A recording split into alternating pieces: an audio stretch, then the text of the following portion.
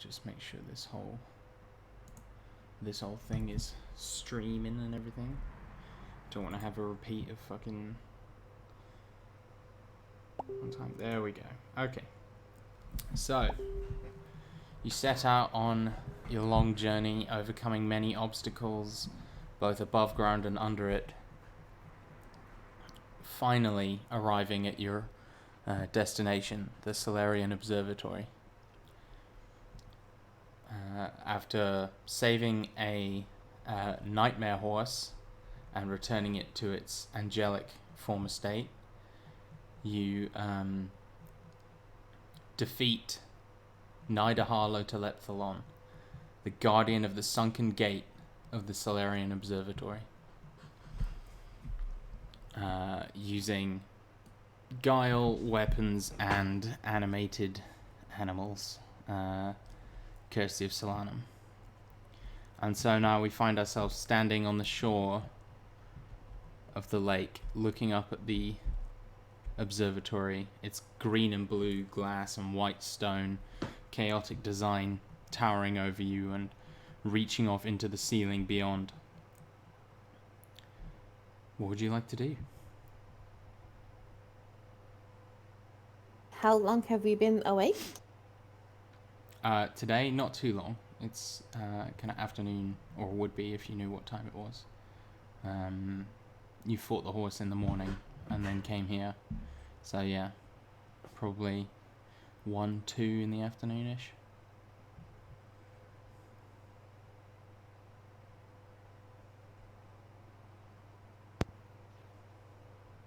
Has the horse returned? As far as I can't. Yeah, really so remember it where kind of ran away a lot, but it yeah. never got so far away that you didn't see it anymore, and it is slowly making its way back towards you. Okay. How bad does everybody look?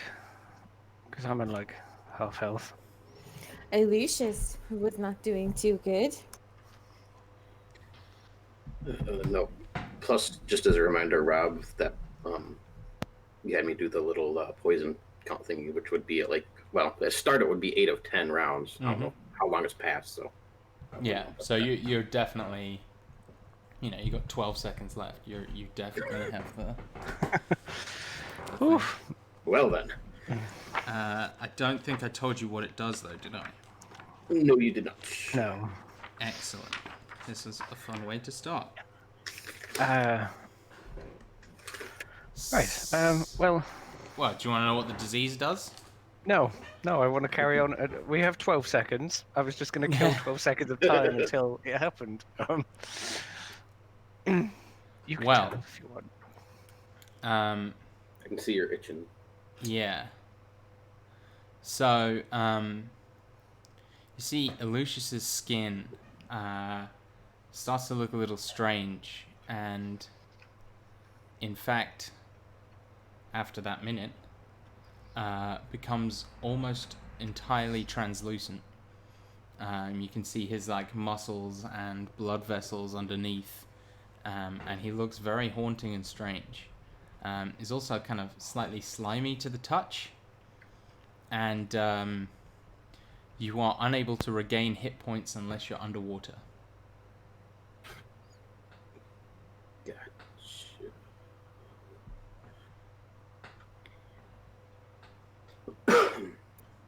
Lucius, what is wrong with you?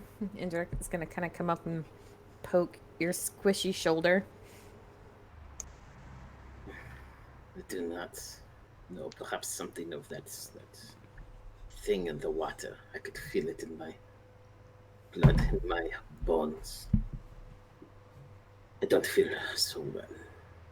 Are you going to be okay? Being that I'm at actually pretty low health as well, do I have any... I guess I wouldn't really know. Do I have an attraction towards the water? So, yeah, you definitely are kind of looking at the water, and it looks very inviting. Does he have any physical deformities, like gills or anything like that going on? No gills or nothing beyond the translucent and slimy skin. Okay. And it's pretty clear he's contracted some form of strange disease. My skin, it burns, it itches like the infernal jacket of a demon. I'll Am I probably able? start moving towards the water.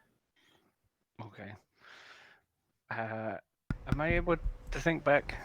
Do I ever remember anyone suffering from something like this, from the touch of History check. old ones? Can I make one too? That Yes. was not good. No, I do not. Only Indra and Solanum can make them. Well, I just remember terror and yeah. fear and death.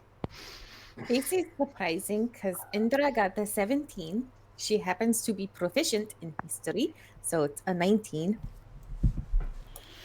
So Indra sort of turns to the rest of you, and she says, "I have seen something like this before." In the very un-Indra voice. In the voice I just spoke with, yeah. Sure. So looks to you. You have? Yes. Creatures of this type. Filthy, vile things. He is diseased.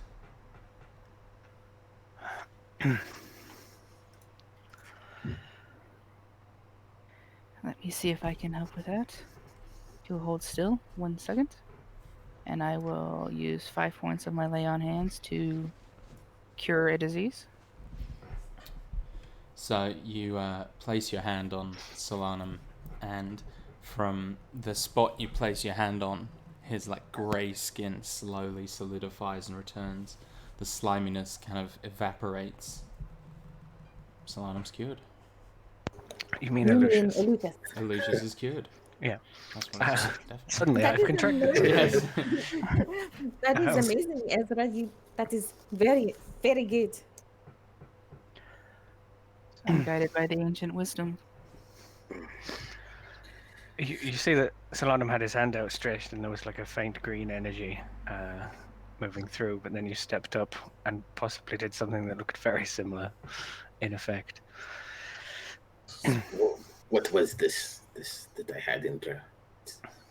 I've had many of those diseases from the brothels, but nothing like this.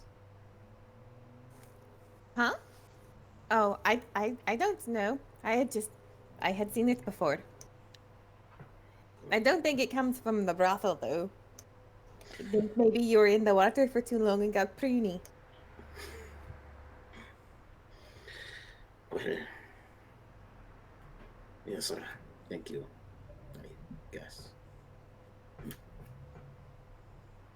You're welcome. Who else is going to fish with me? Ah, yes. That is why you saved me. I see it now. I will teach you the ways of the worm. Don't you worry. Well, I'm eager to learn.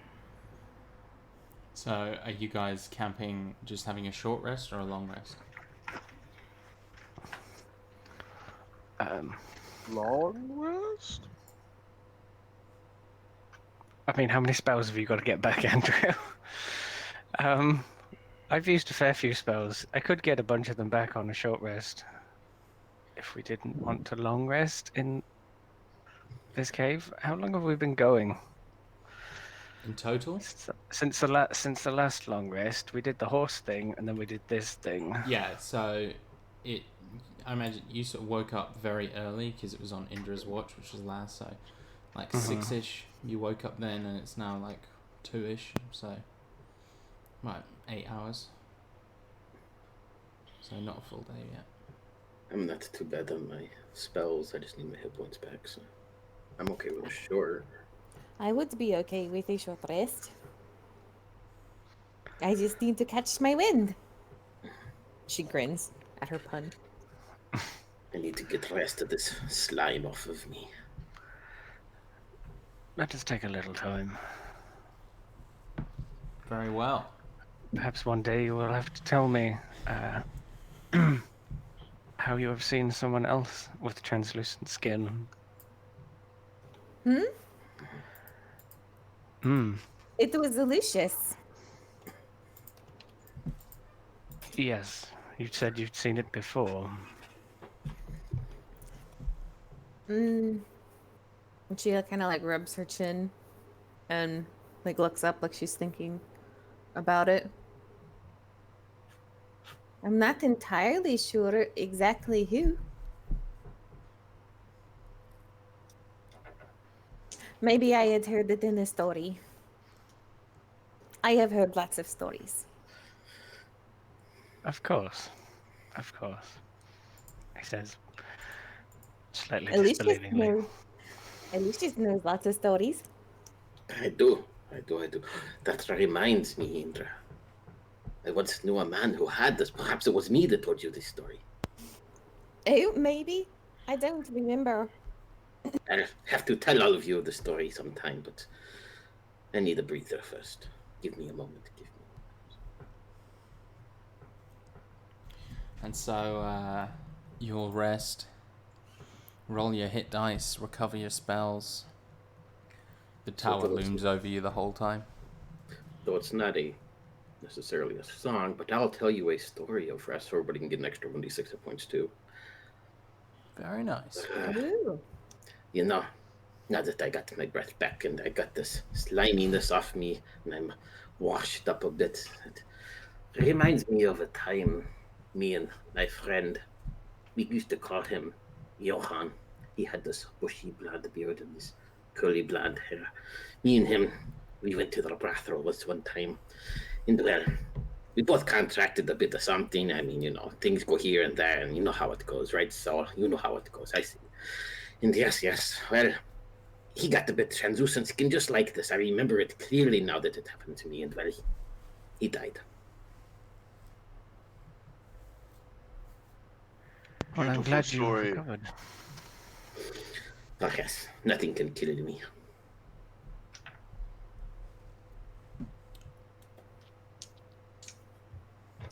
Very well.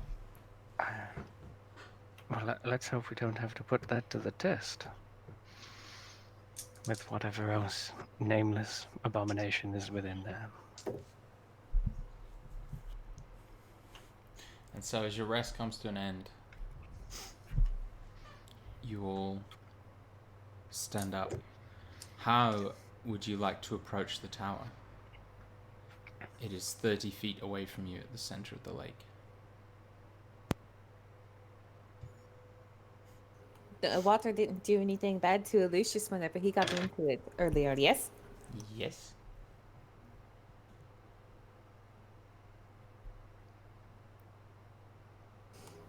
We can swim and then climb up to one of the holes. I think at the last time, weren't you looking to throw a grapple through like a broken window or something? I was trying to, yes, but I missed. Ah, that's right. I could try again. I'm sorry, what did you say, Solanum? You could. The creature we just vanished was said to be the keeper of a sunken gate. There might be something under the water. Do you want me to go see? If you I are can, able. I can hold my breath for a very long time. And will you be able to see?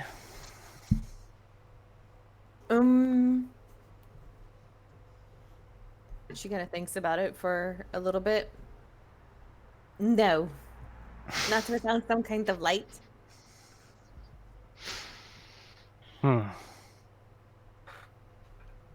afraid that is not within my gifts. I can give you guidance. You may stumble across something. He's not very far. I mean, just a quick swim. Perhaps our friend could throw one of us across. I believe he suggested as such. Well, let me see if there is anything beneath the water first. Um, how long does the light from the glowing mushrooms last? Do I think it will work underwater? Yeah, you think it'll work underwater. It's getting faint, but there's definitely still some light there. So it lasted during our short rest. So if I got out a little fresh bit, Yeah, I should be good. you think you could be good, yeah. Okay. I can use some of the mushrooms. Clever girl. She beams. May the great oak guide you. And he places his hand on your shoulder for a second, and you feel little smidge better, or whatever you might attempt. I won't let you down, Saladin. And Indra will take some of the glowing mushroom and go into the water to see if there's anything beneath the looking for a sunken gate or anything useful. So you swim under, it's very dark, like murky, not just because it's, underground and dark, but also because it's full of sediment and all manner of disgusting things. But you reach the tower and swim down, and you can see that the tower does indeed extend all the way to the bottom of the lake, which isn't too deep actually. And once there, you see an archway sitting open, with made of this kind of white stone, and you see inlaid in that blue glass all along the top of the arch. You see the words, or you see some words in some kind of strange hybrid of languages. Which languages do you speak? I speak all languages, or at least I can read them. Read all languages. So this is a mixture of Elven and Sylvan. And it reads, "Light unlocks all." And it looks like beyond that door are spiral stairs leading up, all underwater. About how far is the journey? So it's 30 feet straight across, probably about 10, 20 feet down. Okay. And do I see an air pocket for people who cannot hold their breath indefinitely to get some air on the other side of this little archway? So are you going down and like swimming up the stairs? Because there's not if right there. what can I see from without going into the tower? Stairs that curl out of view. And it's all underwater? Yeah. Indra is not very wise, so I think she would keep going to see if she can find a place for the others Okay. to catch air.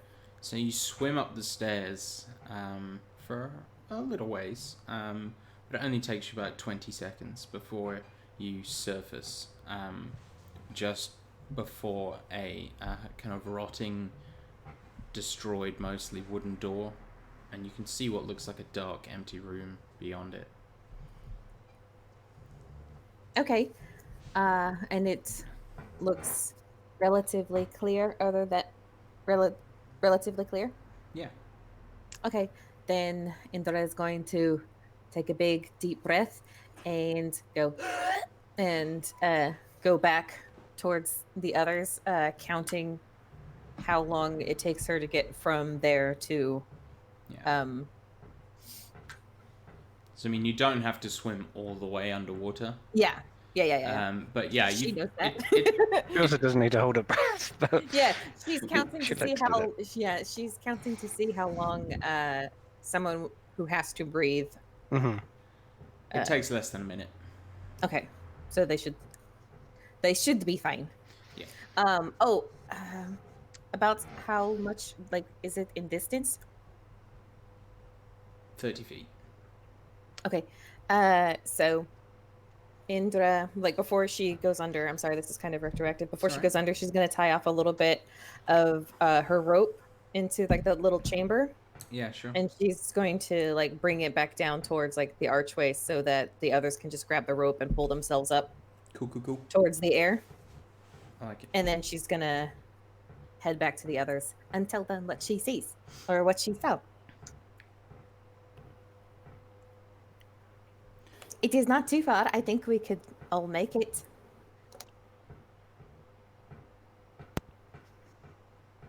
Sounds like good news to me. We don't have to scale the crumbling solarium. Do we all have to swim? Yes. Oh.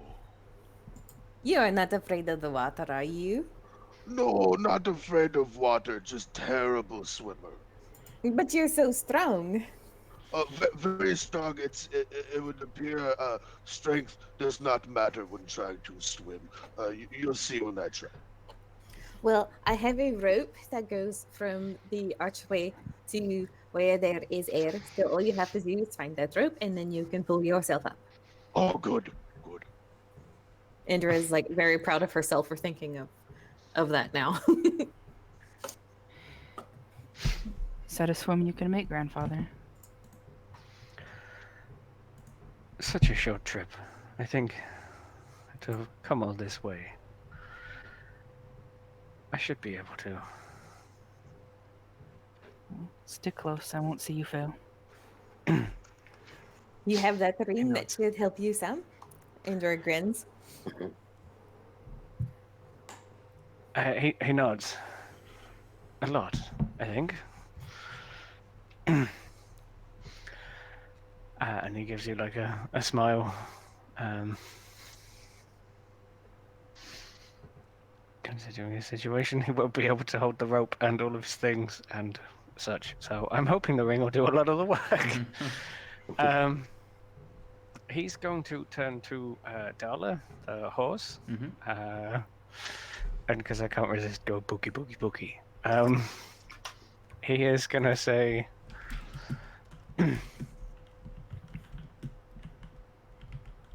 I don't, in like sort of Sylvan, Elvish, or whatever, Druidic. I don't expect you to follow us in.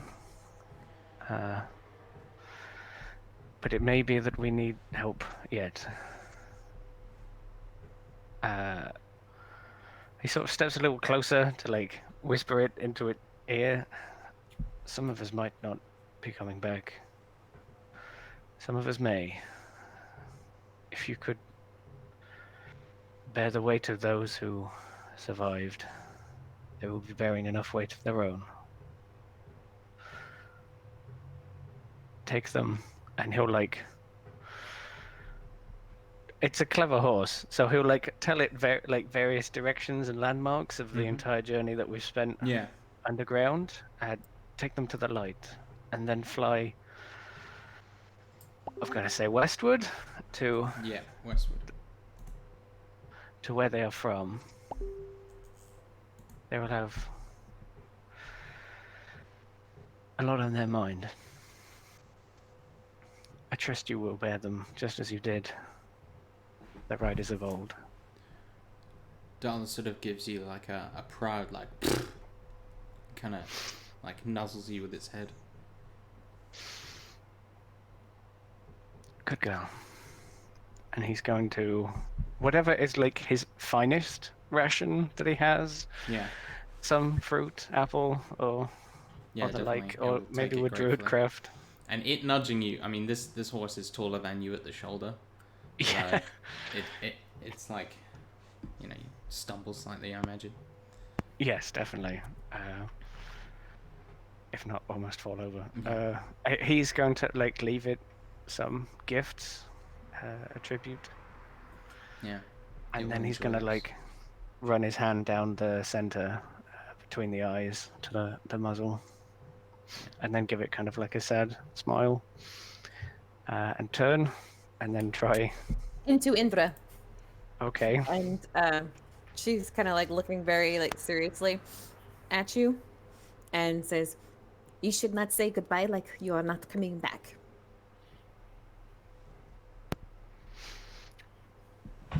He like quirks an eyebrow, and then in like Druidic and or Sylvan, he will say, "You know the tongue." Oh, oops! I forgot you were. I forgot you were talking in a different language. I It's mean, fine. she's not very insightful. I was going to say you could probably incite that it was a very sad goodbye, but maybe not Indra. So Indra responds Oh in shit! Okay. Sylvan. Yes, I understand.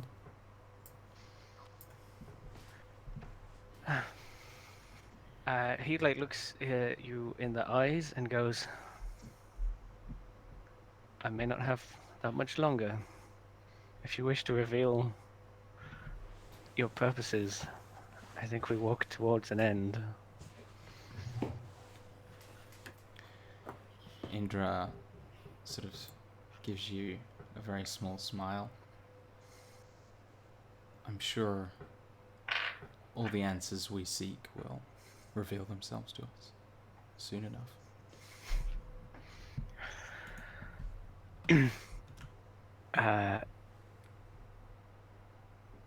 He kind of gets like a little scrutinizing, just a moment, not like harshly.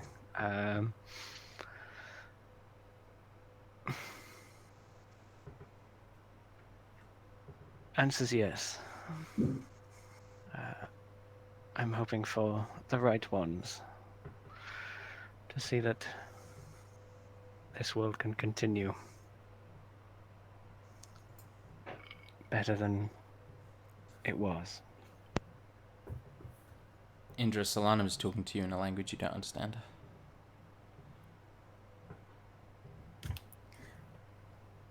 What? He like surprised little laugh. You see little creases, well, many creases possibly around his eyes. Nothing, nothing. Just goodbyes. Dala should wait for us. She is a very good Pookie. She is. I'm sure they will be amazed when we return to the city. State as fine as that has not been seen in a very long time. Are you ready to go? I will help you swim. I think so. And he kind of like starts. I imagine you sort of take him around the arm or something, and we start walking. And he just goes, "Sounds like the blood bearers. Well, a little concerned for water. Keep an eye on him. I'm sure an old man will do just fine." And he gives you a little smile. I'm going to watch over after everyone.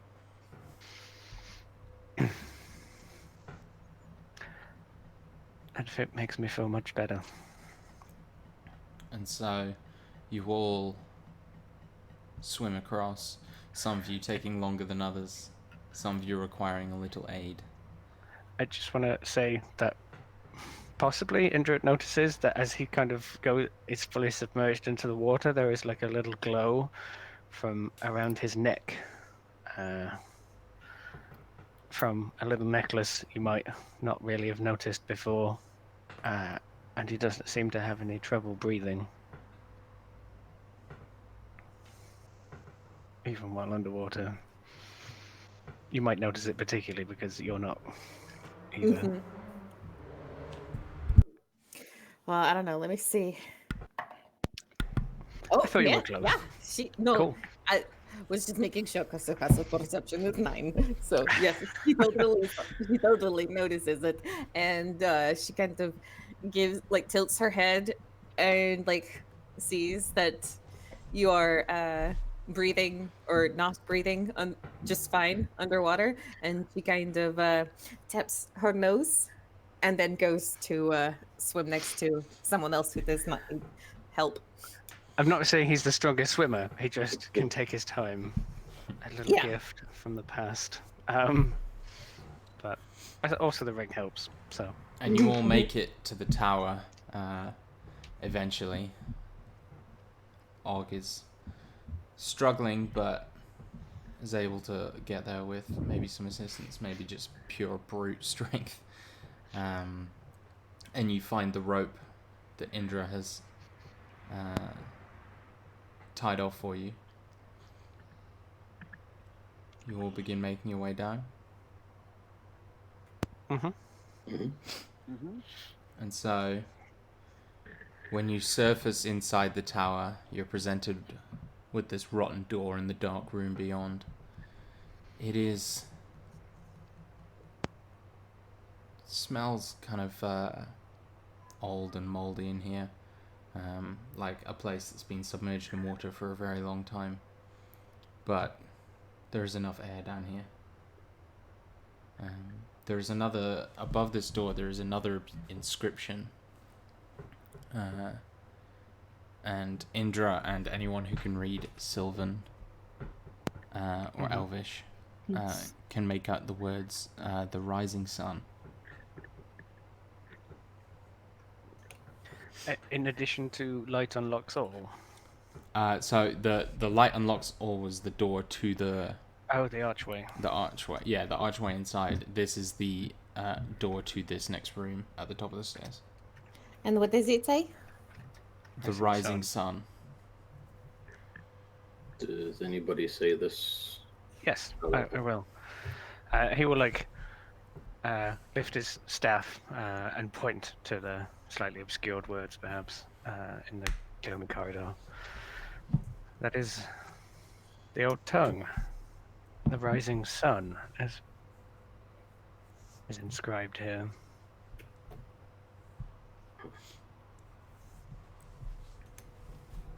Would you like to enter the room?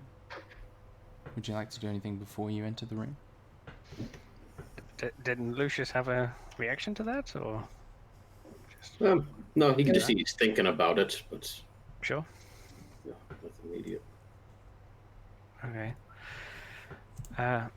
So the rotten door kind of obscures vision into this preceding room. Yeah, and it's dark beyond.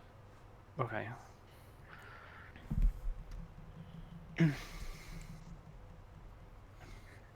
Anyone like to do How's anything Og? before you push it? Is Og shaken, Andrew, or? Oh, no. You saw me definitely thrashing around once I jumped into the water and I was like windmilling for the rope. But once I got the rope, it was all good, Then I could use my strength to pull myself. I would try to, unless anybody objects, get to the front of the door. Are we trying to go stealthy or not kind of tap the door a little bit? Like a piece falls off as you touch it. I think whatever waits within has been waiting a long time. I'm not sure we can surprise it. Ah, okay. And I just kind of walk through the door then. So as Yeah, I it noticed, just- I it touched just- it. It's like safety glass. It just falls into thousands of tiny little splinters that are all kind of slightly soggy and ruined. I'll dust off my shoulders. The door beyond or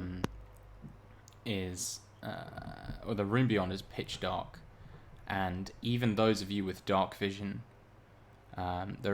you realize there is something unnatural to this darkness. It's not completely obscured, but you are still having as much trouble seeing as anyone who couldn't see normally. You can make out kind of vague shapes. There's something in the center of the room, like some kind of cylindrical object standing up, but it's hard to make out exactly what it is. Are they still, or are they making any movements? Nothing is moving in here. Okay.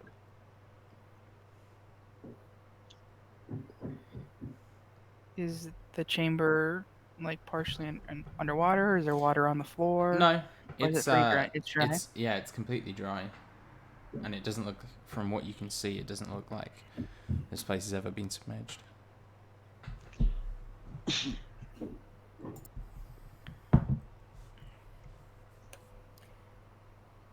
Is there any more writing anywhere that we can see? Definitely not that you can see. Okay. Does anybody have some light? So dark in here. Are the mushrooms doing anything for the situation? So if you get out the mushrooms, they do shed light and they do help a lot. Okay. Though it is, you know, they do not produce a lot of light. So Sure. a candle or It's a like torch holding a or candle, something. yeah. Well, not even as much as a candle. You know, Okay. they're bioluminescent, so it's sort of like it's like a glow in the dark thing. Glow in the dark watch. Got it. Yeah. You can see it, but not much else. Yeah, not much else unless you hold it like real close. So, London, can you not make it brighter? At a cost? Maybe the cost is to be paid. Lucius, can you make anything bright? Not very well. I can for a short few moments, but not for duration much long, no. I have mechanically like 2 choices. I could either do fairy fire on somebody and it will give off light, or I think I could cast moonbeam.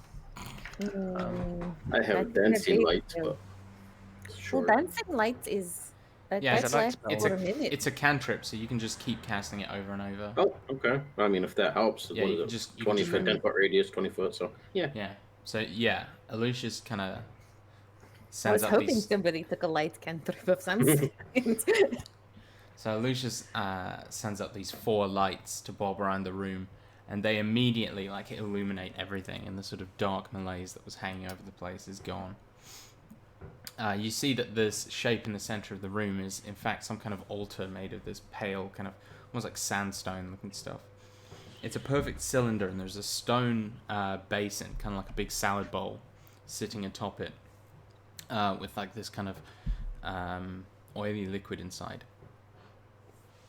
And you see there's these 4 kind of almost like arms or fingers coming up and arcing over it in the cardinal direction, made of the same stone, in the cardinal directions, made of the same stone, kind of arcing into it, so it looks like some kind of flower almost.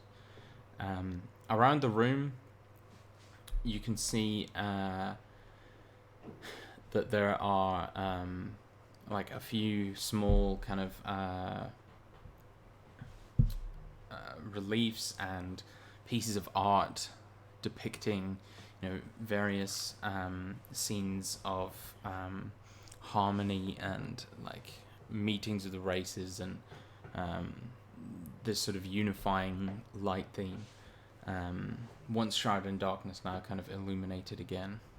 This tower dates back to before the eclipse, and so kind of these pictures are depicting a time that none of you remember, none of you have any real reference for. A time when you could go out of the city walls without worry. Yeah, you're free to investigate the room. Though you can definitely all smell this sort of petrol-y oil smell hanging around.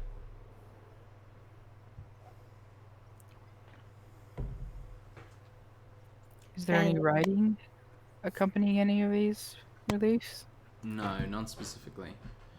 A few names of artists and the people depicted, but nothing descriptive. Can I go to the stone salad bowl and see exactly what kind of liquids in it? Yeah, make me a quick investigation check. That's going to be a 17.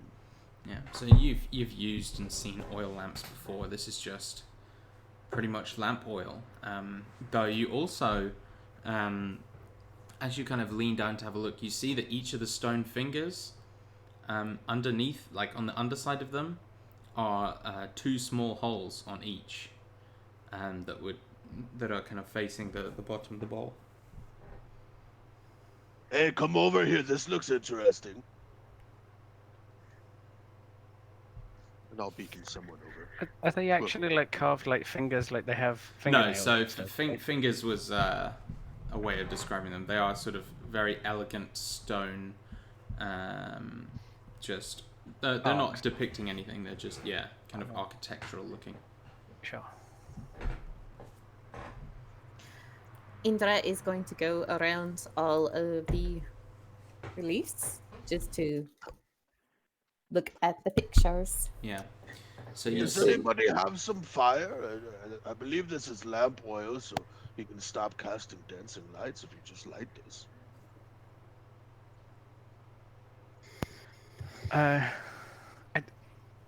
We don't know what that might do. It may cause something. This We is aren't not lamp. sure. Rather strange for oil to just sit in the basin. The cylinder you described, is that what the basin is on top of, or is there Yeah. a cylinder? Right. Okay. it's kind of looks like one of the pillars at the Parthenon. Right. Can I just have take some time to look at the reliefs as well? Yeah. Is there anything depicting this temple, or the room that we're in, or this basin, or is it all more? There is an image of the Solarian Observatory in all its glory, like standing as this glowing haloed beacon over all the world. You see like plants and vines kind of growing up and around it, and civilization kind of seems to be almost drawn to it. It's this kind of beacon of safety that is now just dead and decrepit. Do you remember this place, son?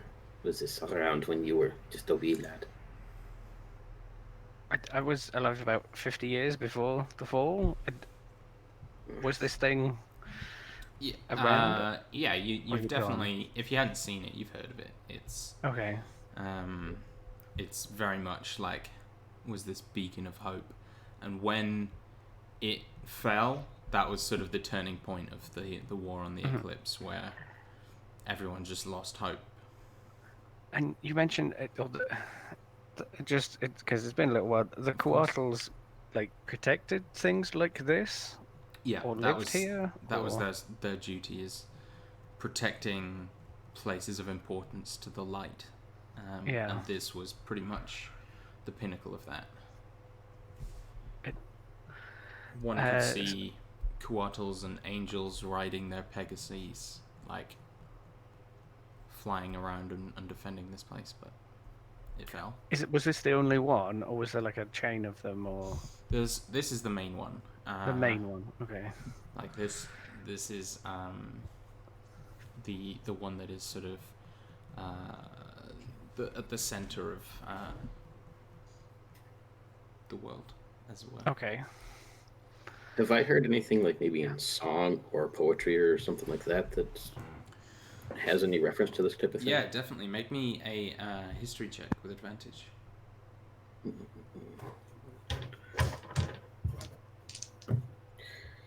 Let's see, 14, 17.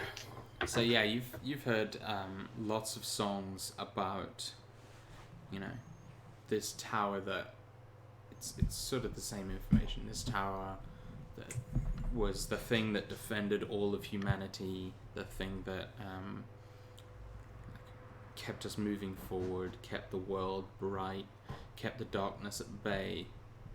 It was a candle that burned bright for The everyone. wind. Very, very uplifting imagery surrounding it. It was an important monument. And when it fell, it marked the gravestone on the world that I remember. It used to shine many leagues across the landscape. And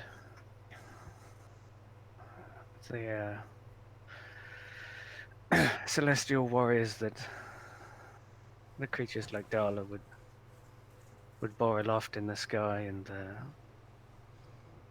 coatl that we spoke to, they would congregate in these places, protect them. We don't remember there being many threats. Well, if this So place was like a beacon in, the coming times and such, perhaps we should light the flame then. I mean, it only makes sense, yeah? The light unlocks all. Indeed. you get there's like a little apprehensive breath, because we've been told there is a creature with no name in here, and you, maybe even in the darkness, Lucius, you see that Sol is a little paler than usual. I had a friend, he always said, no risk, no reward. Yes, we've risked a lot, and I hope we get the reward we are looking for. Yeah, we're still alive.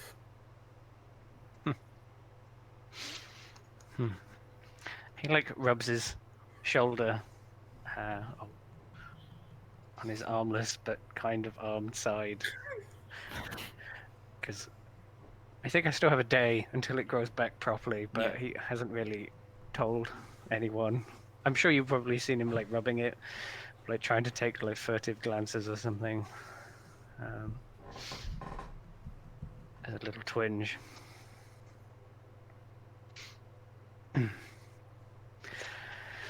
May has still remained that way. And there is like a half-hearted smile. Well, not getting much else from these beautiful reliefs, and there's a bowl of oil right there. I say we've lighted it. What's the worst that could happen? We could all That's what I die. was saying. You and I are, we think alike. You said that there are holes beneath the fingers, Yes, on the other or side. beneath the carving things. Are they pointing at any reliefs on the wall that are No, they are especially? pointing straight into the bowl. Yes, but are they lined up with anything on the wall? Not particularly. The Okay. room is sort of hexagonal, and they are pointing the cardinal directions, so north, south, east, west. And there's no other door out of this room. So yeah, there is an archway with a set of stairs leading up into darkness. Further up. Yeah. That is not barred to us. No. Okay. Well, I said something waits. Perhaps it will not expect the light. This world is for you all. One of you should be the bearers of the torch, the candle that brings the light. And he echoes the Coatl's world, and he kind of takes a step back. I can do it, I can do it. Do I even have a torch? Probably between us can supply you. Ezra has a torch if we need Right. one. Yeah, as per the rules, I think we've got like 80 or 100 torches in there. There's Yeah. so many. Yeah, so you guys get a torch and you kind of hold out, and it takes a little while for the oil to catch. It's been sitting stagnant for a while, but when it finally gets going, there's this and sort of gout of flame upwards, and you kind of jump back slightly, and you see that the flame kind of dies down to a standard level, and the bowl sort of slowly rotates slightly with this grating sound, and oil begins pouring from the holes in the underside of the arches there, and kind of refilling the bowl at the sides, and letting the bowl self-perpetuate.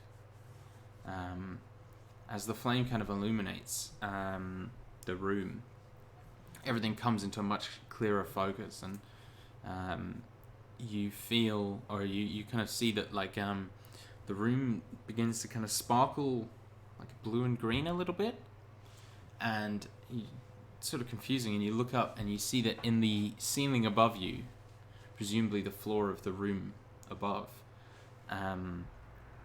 there are these sort of glass sections in the floor that are kind of reflecting and refracting the light, and sort of letting this kind of disco ball effect spin around the room to some extent. This is very pretty. You see, as you look, there are like sort of sections of this clear bluish glass that are look to have been inked inside, and you see like more imagery that is reminiscent of those reliefs, like elves speaking with humans and creatures of the wood, and these sort of images that float around are kind of illuminated above you.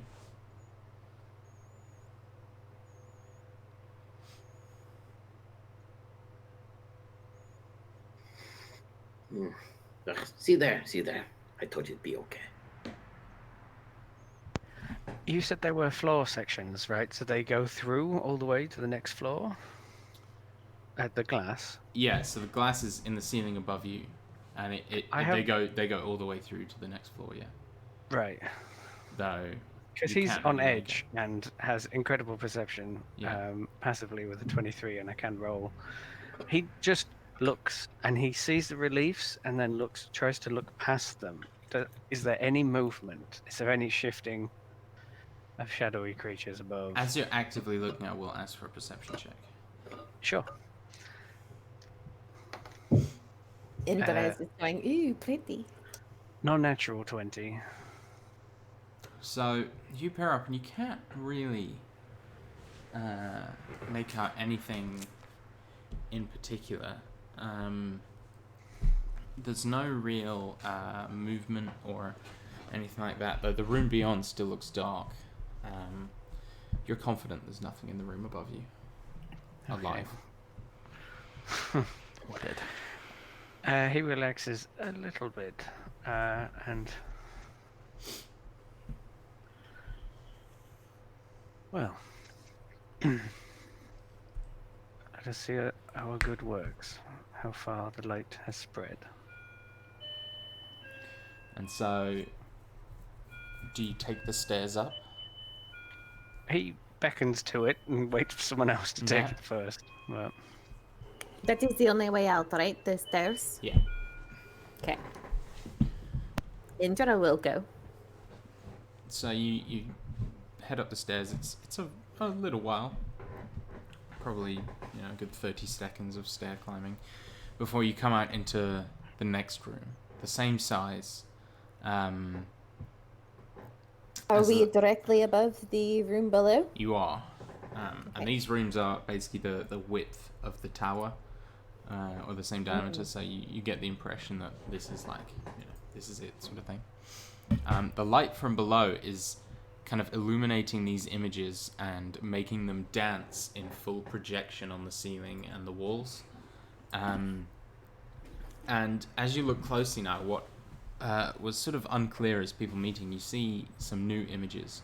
You see these twisting horned beasts, reminiscent of Lucius, who find themselves alone in one picture, and then enslaved in another by some great demonic creature. But then in the third picture, you see they overrun him like a colony of ants. And then in the last picture, you see them arrayed, standing before a cohort of elves, all with halos around their heads. And the elf at the front of the elven side, holding out his hands, and floating above his hands is a halo. And you see the tiefling at the front of the army of tiefling, kind of with his head bowed piously.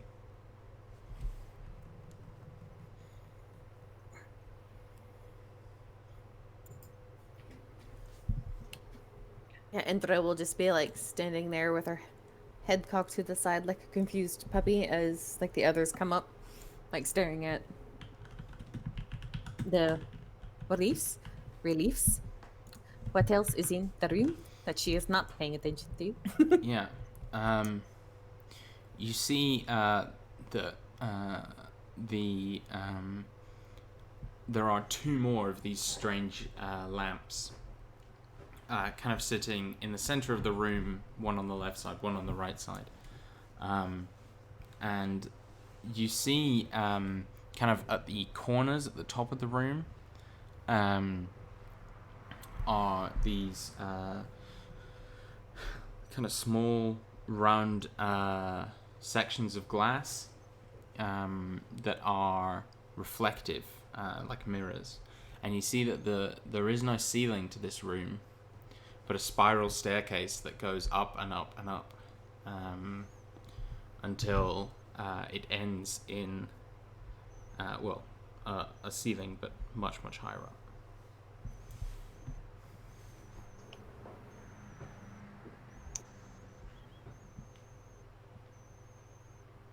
Are the mirrors like bouncing the light around the room? No. No. There's these lights have do not like go anywhere near the mirrors. It's all been very Okay. cleverly engineered.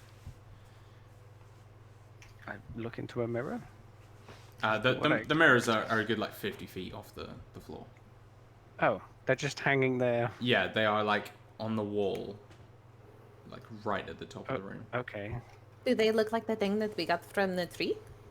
They look to be similar, but not the same. Is there one that appears to be missing? Pardon? Is there anything that looks like it is missing? No, not that you can Okay. see. But these, that is for, you shine light through it and it makes an image, like the floor pieces. These mirrors are designed to entirely reflect light. Lucius would slowly sort of have his hands behind his back, kind of like that gentlemanly walk as he goes around the room looking at these pictures. You can see this yellowed, serrated teeth of his sort of smiling as he looks. I like these. These are the stories of my people. That one kind of looks like you, Lucius. Well, clearly it was me, yes, in a previous life. It's most obvious. It will need me again too, I shall have a halo around my head. Yes, and the people, they will look at me as a hero. Yes. Like they did Johann. They will not look at you like a hero. They will look at a hero. I even like that better, sir. I like that. He pats you on the back. I don't know how familiar he is or how long ago these events happened for tieflings to be raised up or something. This is long before your time. Yeah. But he shares in his friend's discovery of his origins. Far too long, my people. They've been trudged upon and thrown in the gutter. Are these pictures or carvings? Is it something we could carry out of here? No, these are part of the floor. They're on the floor. Right. Yeah, these are the things you were seeing from below. Only from this side they made these pictures. But yeah, they're basically it's holes were left in the floor and resin was poured in, kind of thing, to make these. Okay. You will have to depict these for your return. Yes. Yeah. Yes, I was a bit of a better artist, but things will make do. A little change here and there. Nobody will know. It'll be good. Your rendition, just this always ago, the blonde beard in the back of every panel. He looks upon Where's us Wally? with glory. Instead of an army of tieflings, it is one tiefling with a fife that is summoning an army of rats to take down the big demon. And the demon has a blonde bushy beard. Or Yes.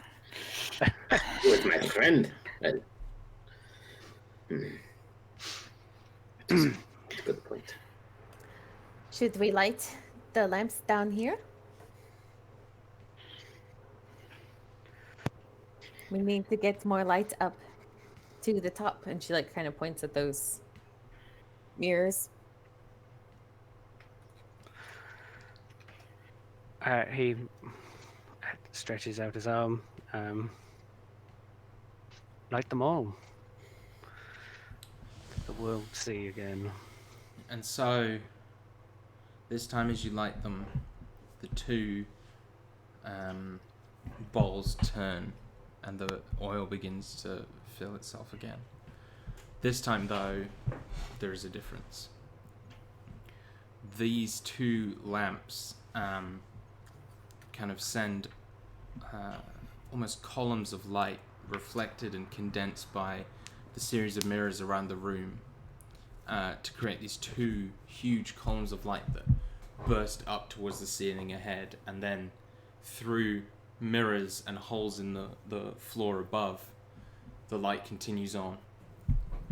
The tower shakes and you all stumble slightly, and you hear like these series of like crashes from below you, and then you hear a scream from above. 1,000 voices somehow all crammed into one body. Furious, malevolent bellow of pain that sends chills down your spine.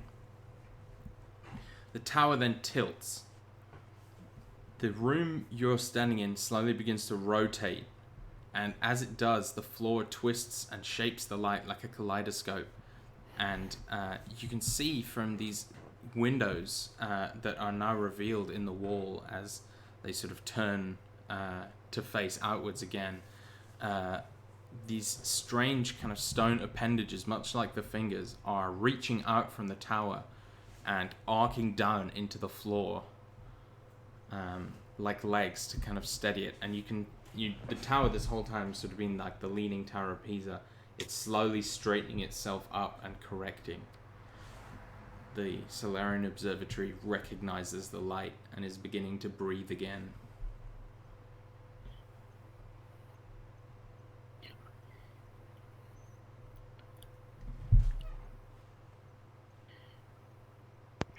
I imagine I would have totally fallen over and rolled down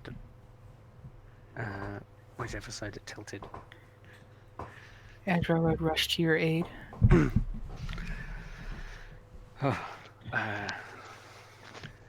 Thank you. Everybody okay? I'm okay.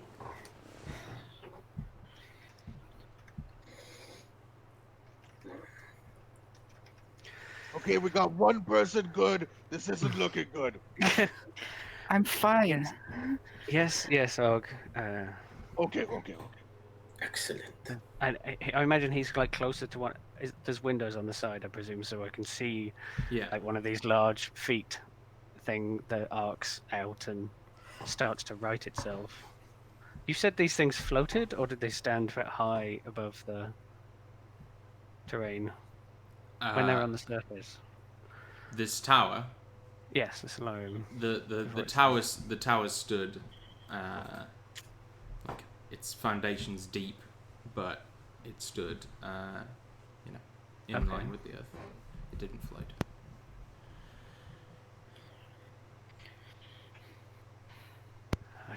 And he like you see him as like look up towards where that awful spine tingling shriek came from. I'm sure there is worse than an uneven floor. I do not think it likes us bringing light back to these lands. No. But that is what we must do, so we must continue on.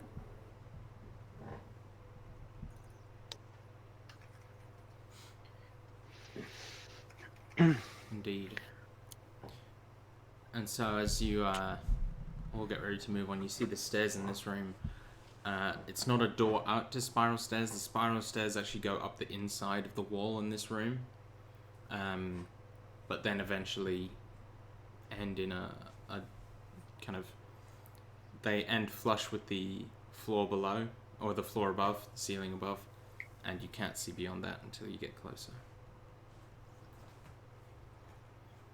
But unless there's anything else we'd like to do in this room, you move on up the stairs, and you There's arrive no in more the next writing, yes? None in this room. Okay, then I would like to continue up the stairs. This room is a far cry from the other two. It is destroyed. You see, as you're walking up the stairs, there is writing on the stairs.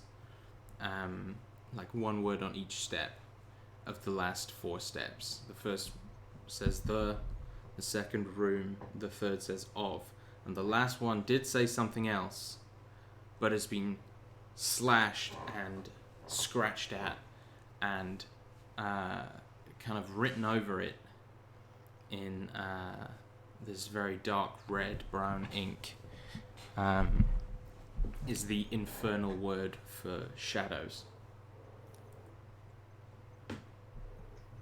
So the room of The shadows. room of shadows, but it was not we always can see called what that. it originally was. Yeah, you can. Is it? Yeah.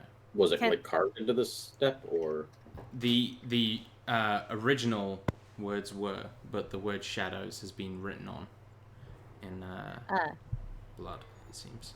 Yeah, Indra will kind of kneel down in front of the stairs and try to clean off the infernal. So you can get some of it off, but below you see like the Sylvan words have been like slashed at and hacked so that they no longer exist and their power is gone.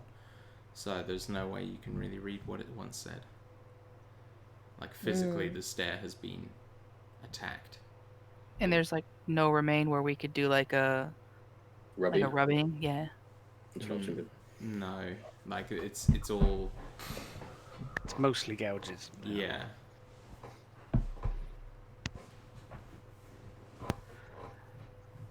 I bet it said light. So it shall be again. We shall give the room its purpose. It doesn't need the stair to be the room. No, it doesn't. Doesn't need the stair to be the room. Should we break the stair to make it no longer the stair of shadow, the room of shadows? It could just be the room of.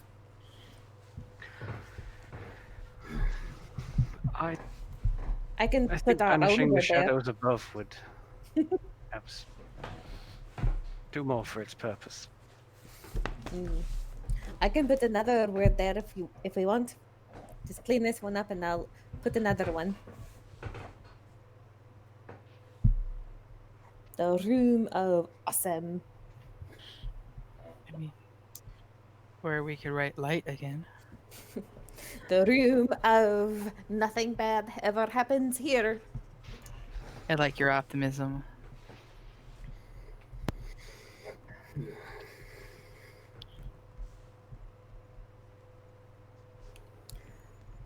So yeah, I Shall we guess we could. Sorry. So are you going in then, or are you gonna fiddle with the stairs? Does the stair feel magical? No. Okay, then we should go. All right. So this room has nothing on the floor, and you see the light kind of shines up, and it is still a bit dark, even though there is this great light. And you can see that this room has no ceiling, only stairs that wind off up until into the darkness beyond where you can see. The light shines on several spots around the room, kind of disseminated by the mirrors. But where the light hits, you can see empty brackets made of iron, and on the floor, smashed glass.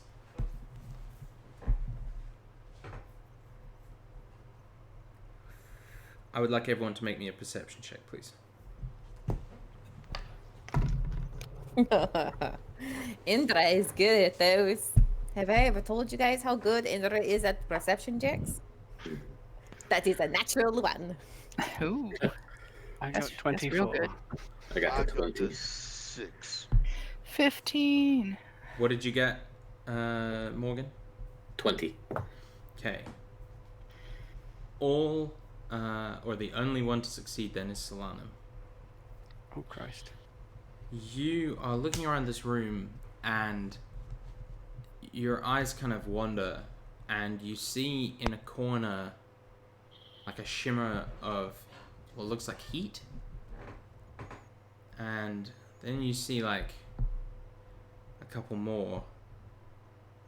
And you can kind of make out the edge of a form in the corner. A single form, just a large one, There or is multiple? one large one, and as you kind of peer around, you do see kind of little ripples every so often. You're not sure how many there are, but you know there's more than one.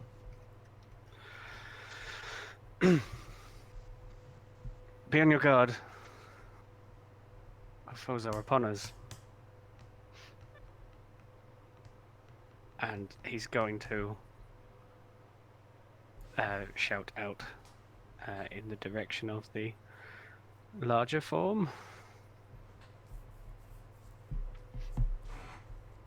We bring the light. We are the candle. Your time is over. And there's like a quiver to his voice, and him holding his staff like shakes a little. Indra is going to summon her bow. Let's roll initiative. Sorry, Dan, I did not mean to talk over you, but I wanted to get out there that she pulls her weapon. Sure, that was meant to be the everyone prepare kind of Okay. time. Okay. So that we aren't surprised was the intent. Yeah. I got 18. 16 for Indra. Lucius is in awe of all this. I got a 4. I got a 15.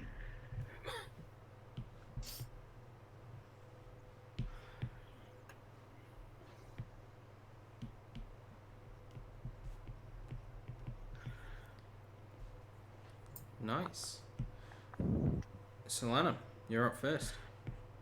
Have they made themselves like have their forms materialized properly? I'm just No. curious. Like, no, No, it is impossibly hard to see them. even with the light in Yeah. the room, they Yeah. sticking particularly to the shadows. These aren't shadows, they are invisible. Oh, he just sees like shimmers Yeah. and a large shimmer. Right. Okay. Well, I guess the best thing he can do to try and illuminate those enemies is to fairy fire. So, finishing his speech, at the end of that speech, he will cast fairy fire primarily on where he thinks the large one is, and if he can possibly hit any smaller. What's the radius of fairy fire? I believe it is a 20-foot square. If you give me 1 second. Also, just to clarify, but when I said little, I meant like little shimmers. Didn't necessarily mean they're any materially different size. Right. Okay. Well, he is going to aim. No, He saw one that's relatively larger shimmer, and he's going to aim his 20-foot cube on that, and he's going to try and encompass another shimmer. yeah. No, that's not me trying to like say anything. I'm just saying like, you don't get the impression that any are larger than the others. But yeah, you can get two of Fine. them. No problem. I will just shoot at some. Right. That is gonna be a Or it. Whatever. 9. Oh, God. Oh shit. And oh damn, that's bad. An 11. Both of those are not anywhere near. So you see the shimmering lights that you create fix around 2 creatures, probably both about 7 foot tall, vaguely humanoid, but rippling shapes that are different and wrong, always moving as though they're made of air. These things are terrifying. Okay. So basically, everyone has advantage against them, and they can't benefit from being invisible. Yes. And they glow in the dark by 10 foot. You said I didn't know how many shimmers there are, so I presume there are more than just these two, but at least Yeah. these two are affected. He is then going to try and take some sort of cover or distance from whatever is happening, and he will shout out, "There are more!" And he is looking very, very concerned. Sure. Ezra. You said they were terrifying, so... They are terrifying. Alright, Ezra's gonna do what Ezra does best and go up and smack one of the ones that's been fairy fired. Have advantage on the attacks? Yes. I believe so.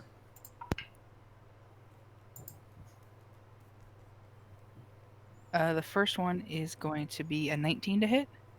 And 19 hits. And that is 7 points of damage.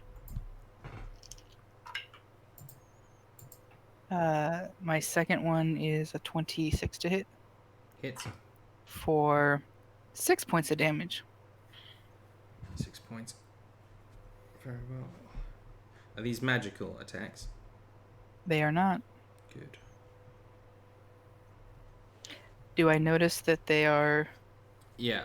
So as your blade kind of cuts into them, it's like cutting into water almost. Like there is some resistance, but for the most part, your blade kind of just swings straight through it. Okay. Am I able to discern it's because my blade is not magical? That's a pretty likely assumption, you think, yeah. Okay. When you say right through it, does it mean it's incorporeal in nature? Smoke monsterish, or... Yes. Right. Okay. Very well. Is that your turn, Ezra? Indeed. Indra? Indra, with the ones that are fairy fired, I can see their shapes a little bit better. Yes, because they cannot be in. Are they still invisible, or they just do not benefit from being invisible? They're still invisible, but they do not benefit from it. Okay.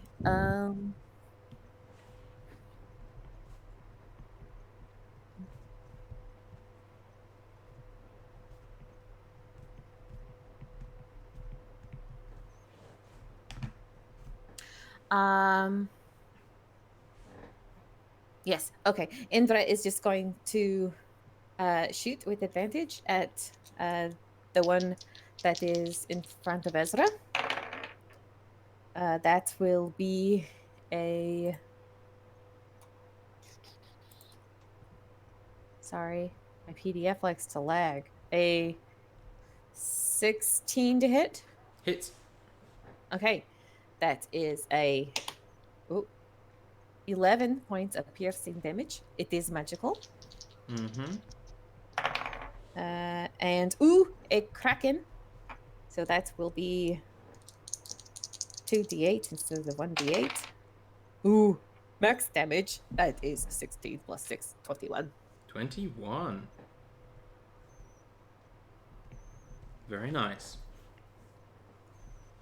And as my bonus action, I am going to back away from the ones that I can see from the very fire. All right. They are kind of opposite the door where you came in, so it's pretty easy to get back. Okay. I would also like to point out that I do not know where any of the other ones are, so... Yes. Og. Yeah, I'd like to rage and attack one of the ones that are fairy fired. Sure. The one Ezra's going for, or the other one? The one Ezra's going for. Sure. That's going to be 19 to hit. Hits.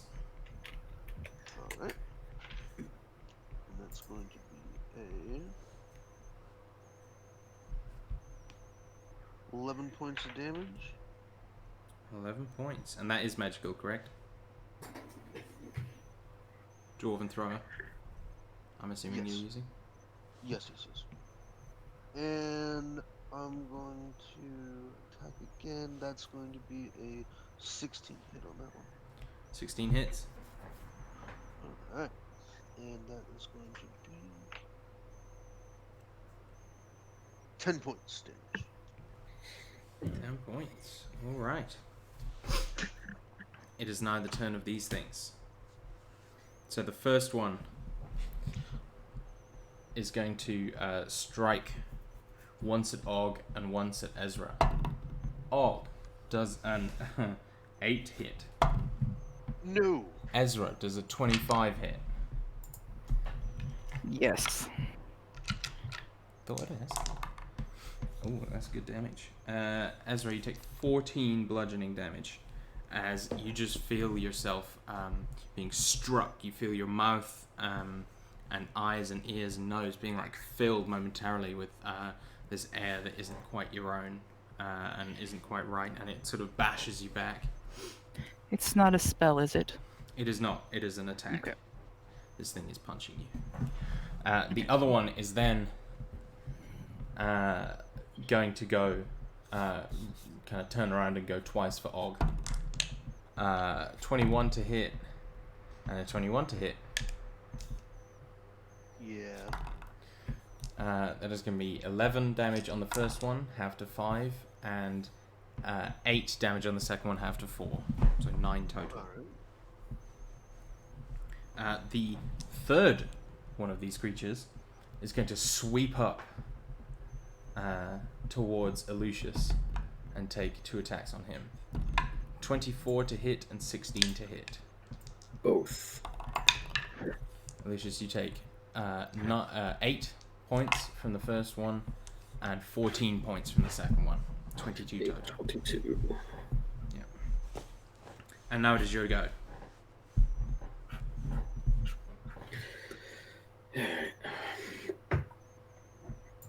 I can see 2 of the 3 then, right? You can. Right. Though And- the third one has hit you, and you know pretty well where it is. It's right Okay. all up in. Is there any? Can you describe the room a little? Like, is there anything on the floors or ceilings? So or this around? room is completely empty, apart from like some small piles of broken glass on the floor, and kind of mirrors and stairs above you.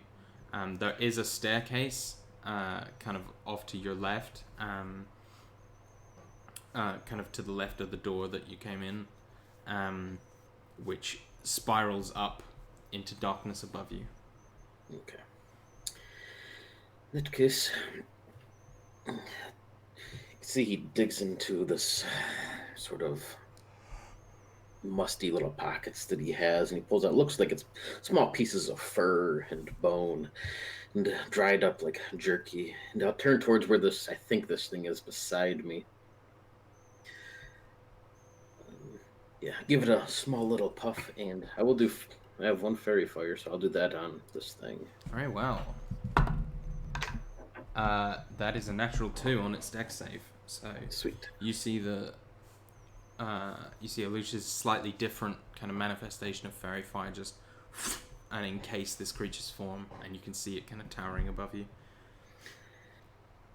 And I guess that will be it for the moment then. Yeah. Very well. Back to the top then, Solano. Okay. I was going to go for a shard of glass and try shine the light on the creature attacking, but he might try that anyway. I was thinking it might illuminate them, but maybe it will do more. His terribly weak arm, can it interact with a object as small and light as a shard of glass? It can. Okay. So while people are fending off against these 7-foot-tall demonic shadow monsters of a sort, he's going to like scrabble around and trying to keep his balance with his good arm around the staff, out from underneath the cloaks and stuff, his wizened arm is going to find a shard of glass as large as it can carry. Yeah. And can he attempt to one of the columns of light or something that was entering this room that was meant to bounce off those mirrors, Yeah, but now absolutely. can't? Can he try direct that at a shadow monster Yeah. attacking Lucius? So you can do that fairly easily. Sort of turn and aim it. Where the light hits it, you see nothing, and it reflects on the wall behind it. So it just goes straight through. Yeah. It doesn't illuminate them. It doesn't like. No, these creatures Falter its are attack or truly anything? invisible. Right. It doesn't banish it or anything. No, Right. nothing Okay. like that, I'm afraid. I thought that was your puzzle, sir, for this encounter. He will, I guess, he will note that, drop the glass. If he still has an action, can I attempt to that's a frostbite it? bonus. You may. Somewhat frustrated, and with a shaky hand, he will attempt to frostbite the creature. It has to make Constitution Is this the save. one that Bryn and Lucius are attacking? Yes. Constitution save. Although who's Bryn? Sorry, Ezra. That is a 5 on its con save, sir. Oh, excellent. I actually will do some things then. That is 8. Frost damage, or cold damage magically, and it has disadvantage on its next attack roll. Very nice. As ice crystals try and shatter the form of whatever it's taking. Indeed. That'll be my go. Ezra. As a bonus action, Ezra's going to run her hand along her blade, and green energy is just going to travel up along the blade as she casts magic weapon. Dope. And then she's going to take 2 swipes at this mofo. For 26. Well, 27. 26 hits. 27 also hits. Oh, that's good. 9 points of damage. 9 points. Second attack is a 17 on the die, so Yeah, hits. 8 points of damage on that one. 8 points. And it's magical damage now. Yeah.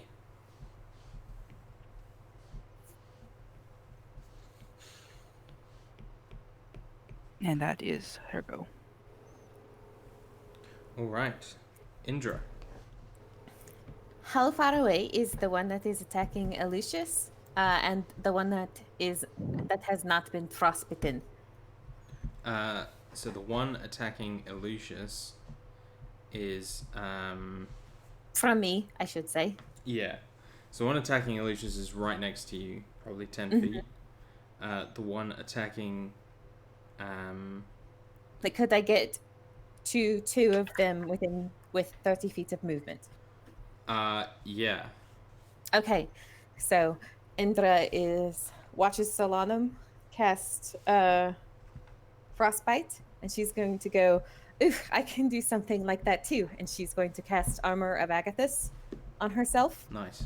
As her little, her hair goes all kind of spiky from the cold, and ice crystals grow up out of the glowing whorls on her skin. Awesome. And she's going to run past both the one attacking Lucius and the one that is attacking Og that hasn't been frostbitten, trying to pull attacks of opportunity Very well. on them. So she's basically just going to try and run through them. Yeah. 21 to hit on the first one. That hits. That is going to be 10 points of bludgeoning damage. It takes 20 points of cold damage. 20 points.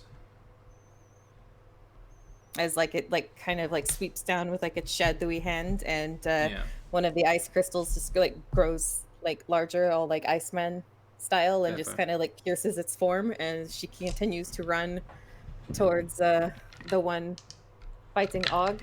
And the one fighting Og gets a natural 20. Okay. 20 points of bludgeoning damage. Okay. And it takes 20 points of cold damage, and the spell fades. So it comes down and it crashes into it, and the ice kind of just runs up its arm. You see it like trying to shake it off, and the ice slowly frees it over, and then it cracks, and the creature dissipates. It is dead. The one that was fighting Og? Yes, the one fighting Og and Ezra is dead. And she just kind of Nice. turns to Og and Solanum, and she goes, "Look, I did it!" And then she winces and goes, "Ow, totally worth it!" Good job. Og, it is your go. There is another what? one attacking you. Yes. Well, the one just died in front of me, but there's another one in front of me. Yeah, kind of to the side. Okay. 13 to hit. A 13 misses, I'm afraid. And also cross. 24 to hit. 24 hits. That is going to be 12 points damage. 12 points. Very nice. It is their go. The one attacking Og is going to attack Og and Indra. Og, that is a 19 to hit you. That's a hit. Indra, that is a 16 to hit you. That will miss. Og, you take 14 points of bludgeoning damage. Alright. Lucius, 14 to hit. Oh, I believe that's right in the money. Yep. And the second was a natural 1. But you do take 8 points of bludgeoning. Got it. And then it is Elucius's turn.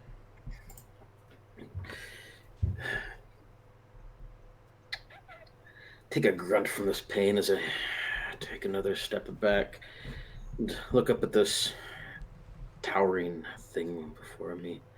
You can see the small sparkle in between his fingers, and he sort of rubs them together. This smile starting to spread across his face. You can see what looks to be almost like a halo forming around his skull, hovering off a few feet. And then it just goes into this bright flash. I'm going to cast blindness on this thing. Have Con save. yourself an inspiration there, because that was dope. Ooh, I don't know what my thing is though. 15. That is going to be a 6. So, A 7. It gets save each at the end of each turn, and it's blinded for time being. Blinded for the time being. Nicely done, sir. And everybody else looks good for so. Yeah, that'll be. I won't do anything for my bonus yet. Sure. So, back to the top. Solanum. Okay, so having witnessed and very much approved of Lucius shaping his magic to the images we saw, I will try and frostbite the other one to give it disadvantage. The non-blinded one that Og is fighting. Sure. Oh, did it have disadvantage when it hit Og? It did. Oh, okay. Sorry. Thank you. It's alright.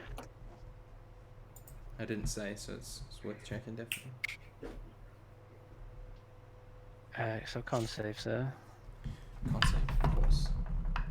That's a natural 14, so 16. That, due to the gifts of the Archmage cloak, is not enough. Dope. I have DC 17 now. Oh! Max damage for 12 frosty points. 12 and, frosty points. and a disadvantage on its next attack.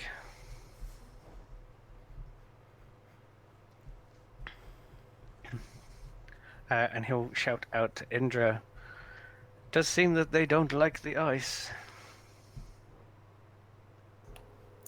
That is true. Ezra. Yes. I would like to attack. Is the one...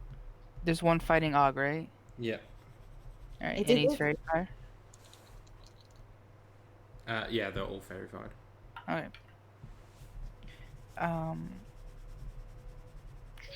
Hold on a second.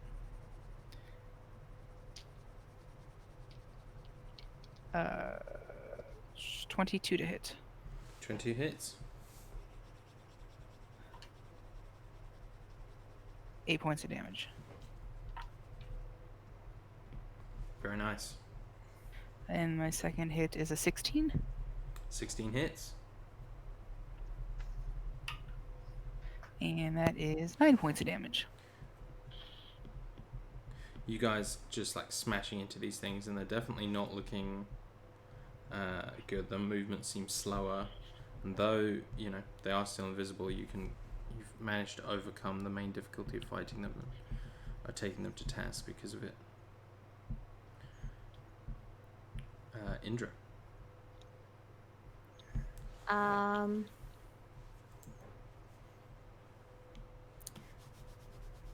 Indra would have disadvantage if she shot about. Wait, is she right up on the one that Ezra and Og are fighting, or are they? Well, they no, off of it? she'd have to be out of melee with it to have provoked an opportunity attack.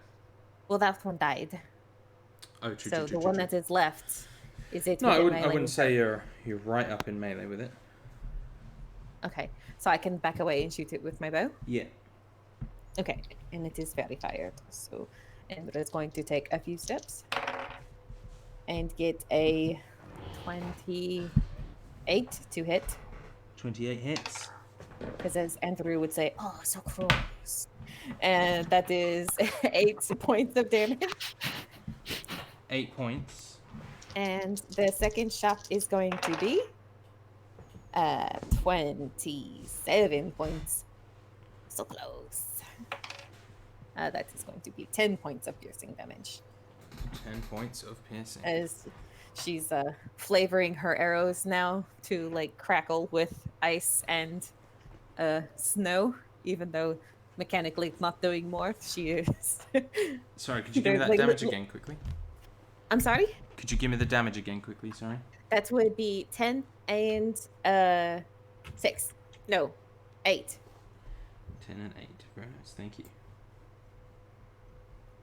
And just for funsies, she's going to let a little bit of snowflakes fall from her bow as she waits her turn. I like it.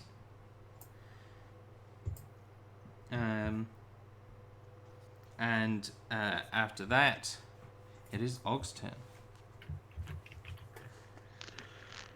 All right. So I'm gonna go smacky. Aww. I missed. You know they're fairy You have fired, right? advantage. So yeah, you have advantage Oh, since the beginning of I the fight. still missed.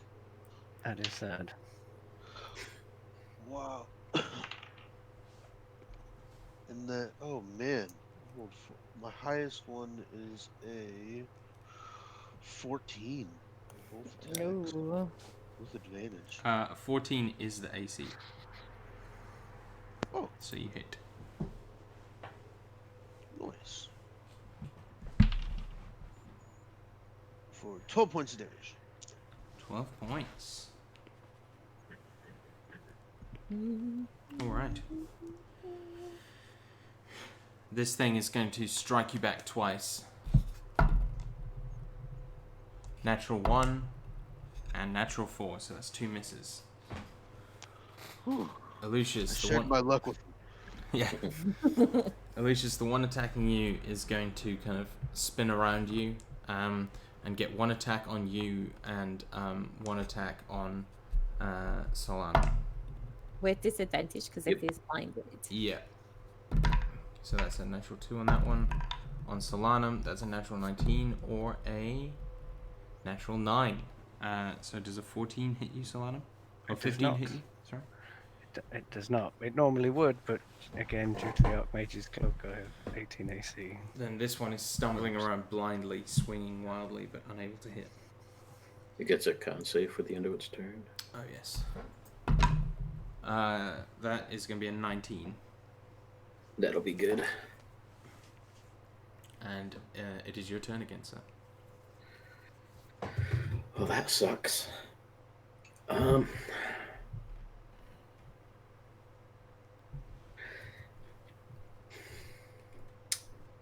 Well, I can't really. I guess he's gonna quickly start rubbing his hands over where these wounds are and stuff. I'm gonna have to use Cure Light Wounds. I'm gonna use it at 2nd level. Yeah, cool. You'll start seeing some of these wounds stitch up as it's rolled quite well there.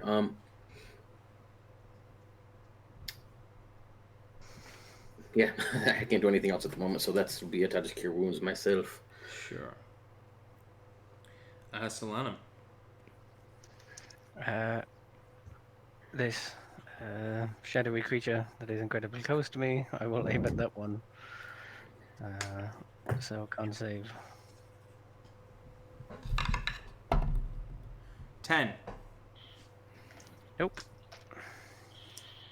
7. Frosty frost damage and has disadvantage on the next attack. 7. Very nice. Although seeing Has double disadvantage. Double disadvantage. it just passed its blindness. Yeah, that's You true. did it? Yeah. Yeah. Oh. Just at the end of its go, which is why Morgan was like, damn it. Because I guess you had plans. Sorry. Seeing that you were quite rough, Solanum will not run away. Although he is very, very terrified by this creature in front of it, he will not leave his compatriot. My cure wounds helped quite a bit, but yeah, I only had 1 hit point. Oh. Ouch. See, that's how you'll react, but Morgan's like used to playing fucking Shadow the Demon Lord. He's fine. We So have healing mushroom or healing blood. you do have a Ooh, shitload nice. of healing blood. And so it is Ezra's go.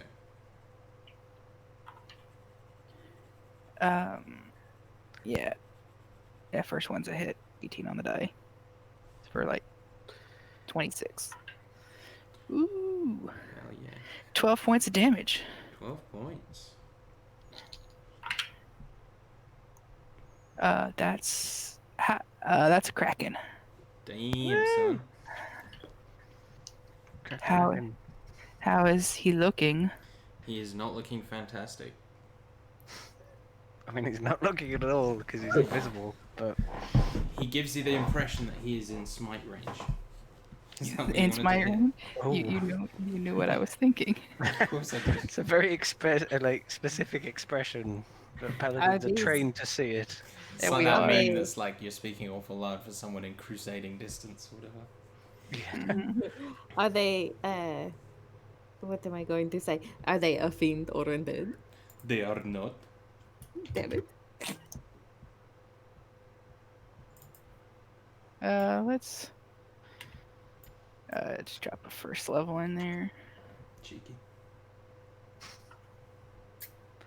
Cheeky little smite. Cheeky little smite.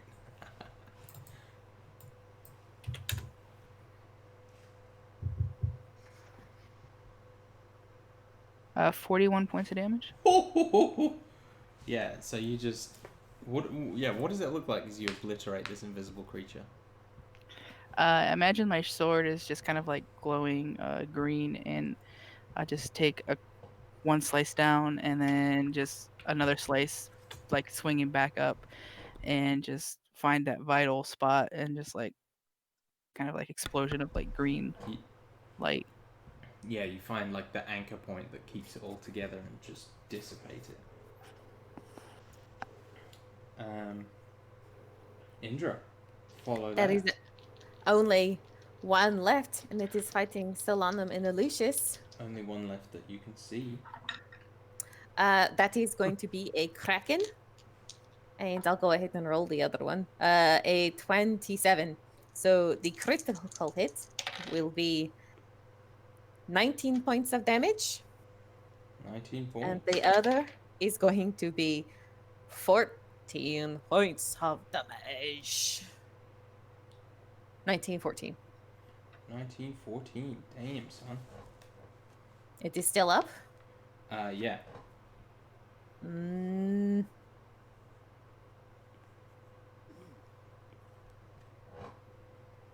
Indra is going to run up to try and interpose herself between it and Lucius. Very well.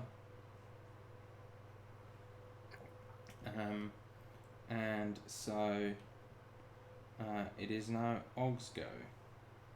There's only one left, and it is kind of on the opposite side of the room to you.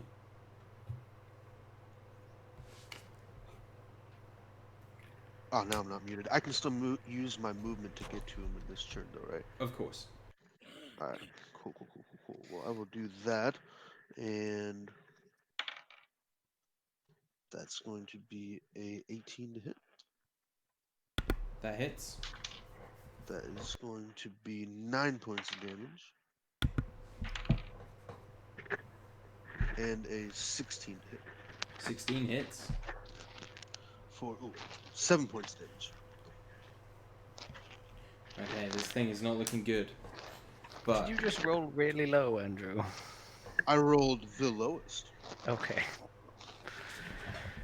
Oh well. this thing is going to strike back at Indra and Lucius. And Og. 14 to hit Indra. That misses. And 17 to hit Og.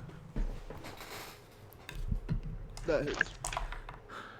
You take 7 points of bludgeoning damage, Og. Alright. Reduce to 3. Yes. And then it is Lucius's turn again.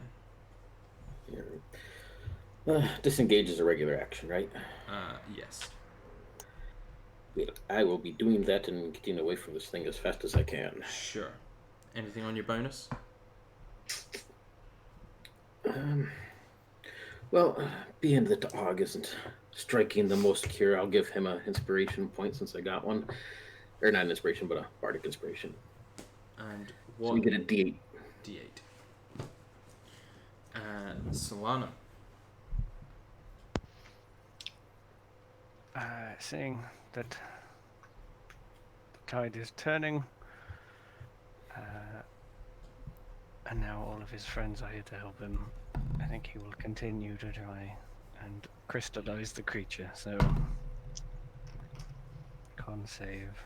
So, That is going to be a 17. oof. Okay. It does nothing. So you just kind of blast the cold and you don't quite get the purchase on it that you've been getting before, unfortunately. Mm-hmm. Is there anything else on your turn? Nope. Ezra. Apart from being slightly shaken. Shooketh. I shall move to the creature and attack.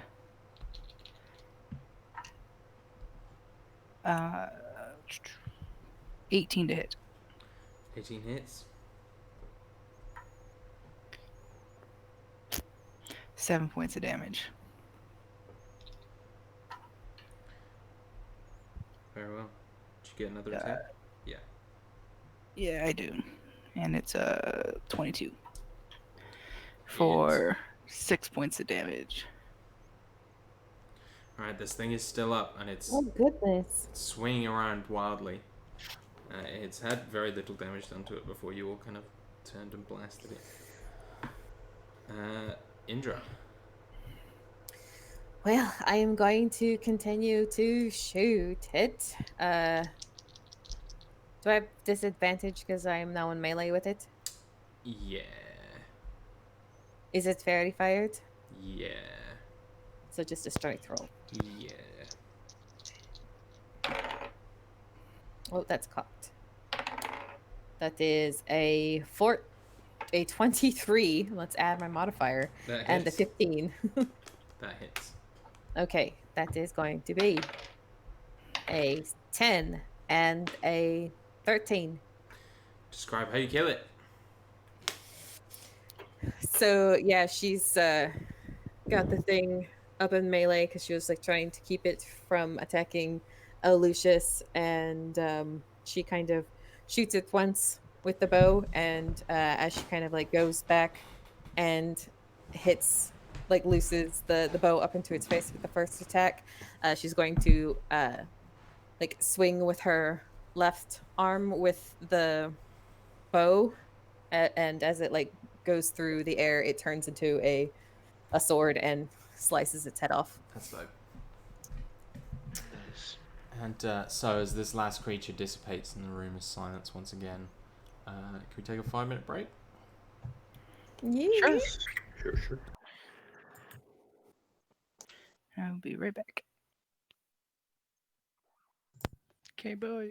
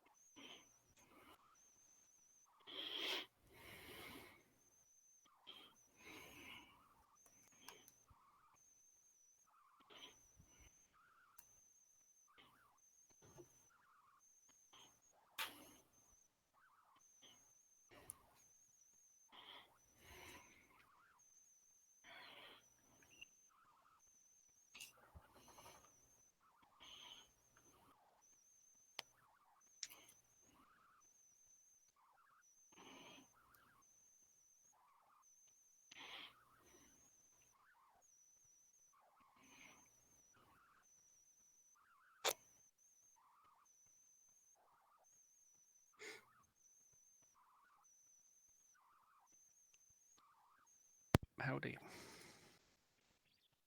Howdy.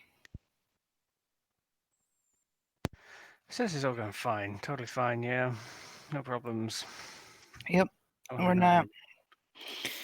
We're all gonna make it out of here alive. I'm feeling great. Yeah. I bet. I mean, I cured your disease. What more do you want? That's true. That's true.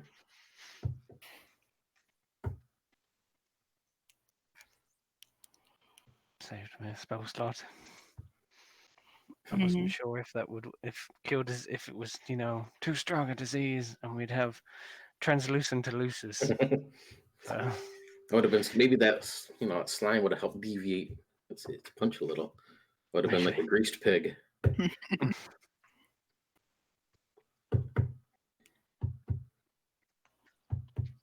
I've returned to you with a halo, and I'm now translucent. Fear not, for I'm a hero.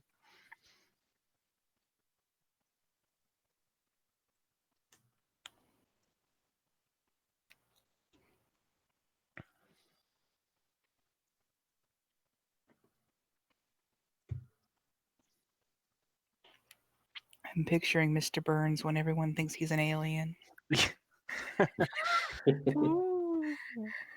Exactly. Such an amazing episode.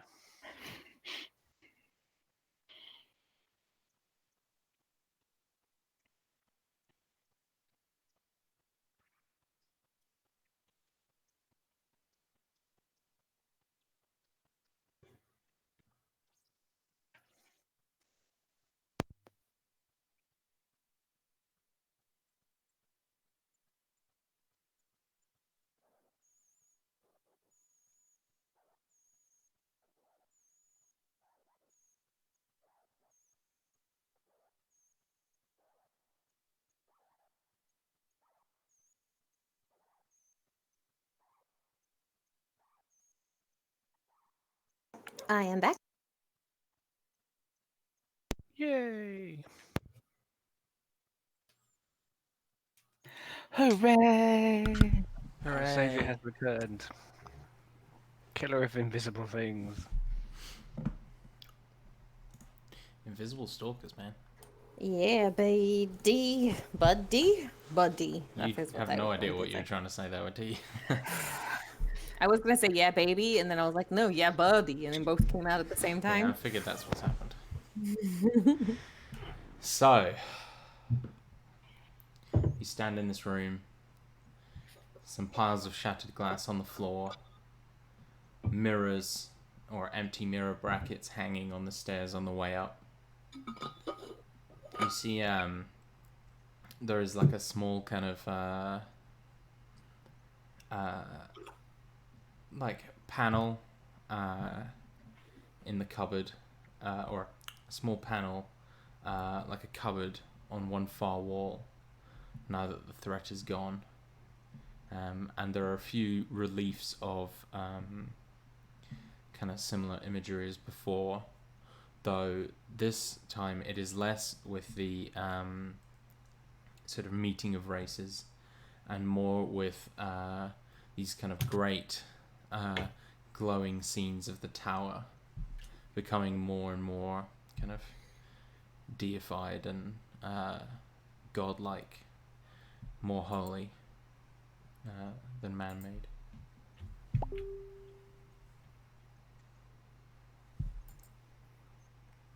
How far up are the shattered the frames of the shattered mirrors? So there's a few missing, 4 in total, and they are at different heights, but the first one is kind of maybe like 40-50 feet off the ground.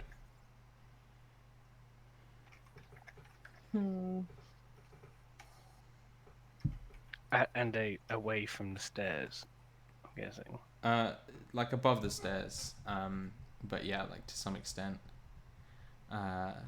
slightly kind of off them, as it were. If like you were to get to level with You- the mirror, you how could far get away level would with it be? them, yeah. So it's a bit of a reach that Og could reach, Okay. but the shorter ones among you would have some difficulty. I can always levitate for a few minutes if we need to replace them. That won't cost me anything. I do that all the time. I make it look more difficult for the show.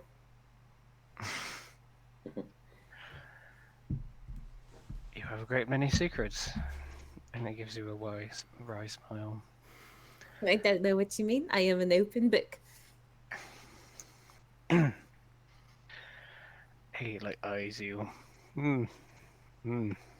The Great Oak gives me the gifts to restore that which was once broken.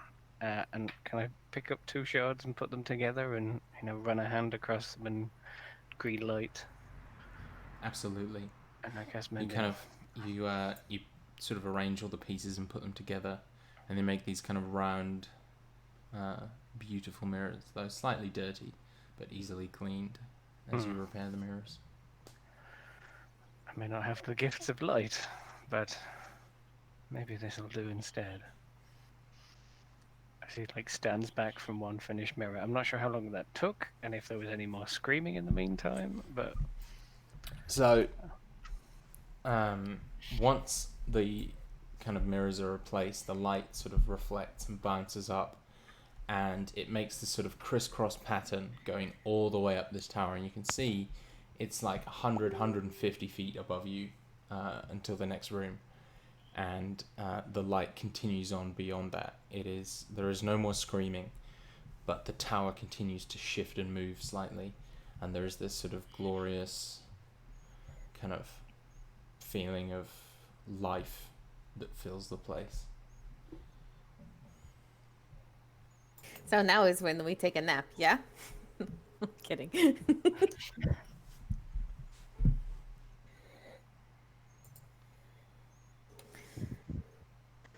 But we get all of the mirrors repaired and in place.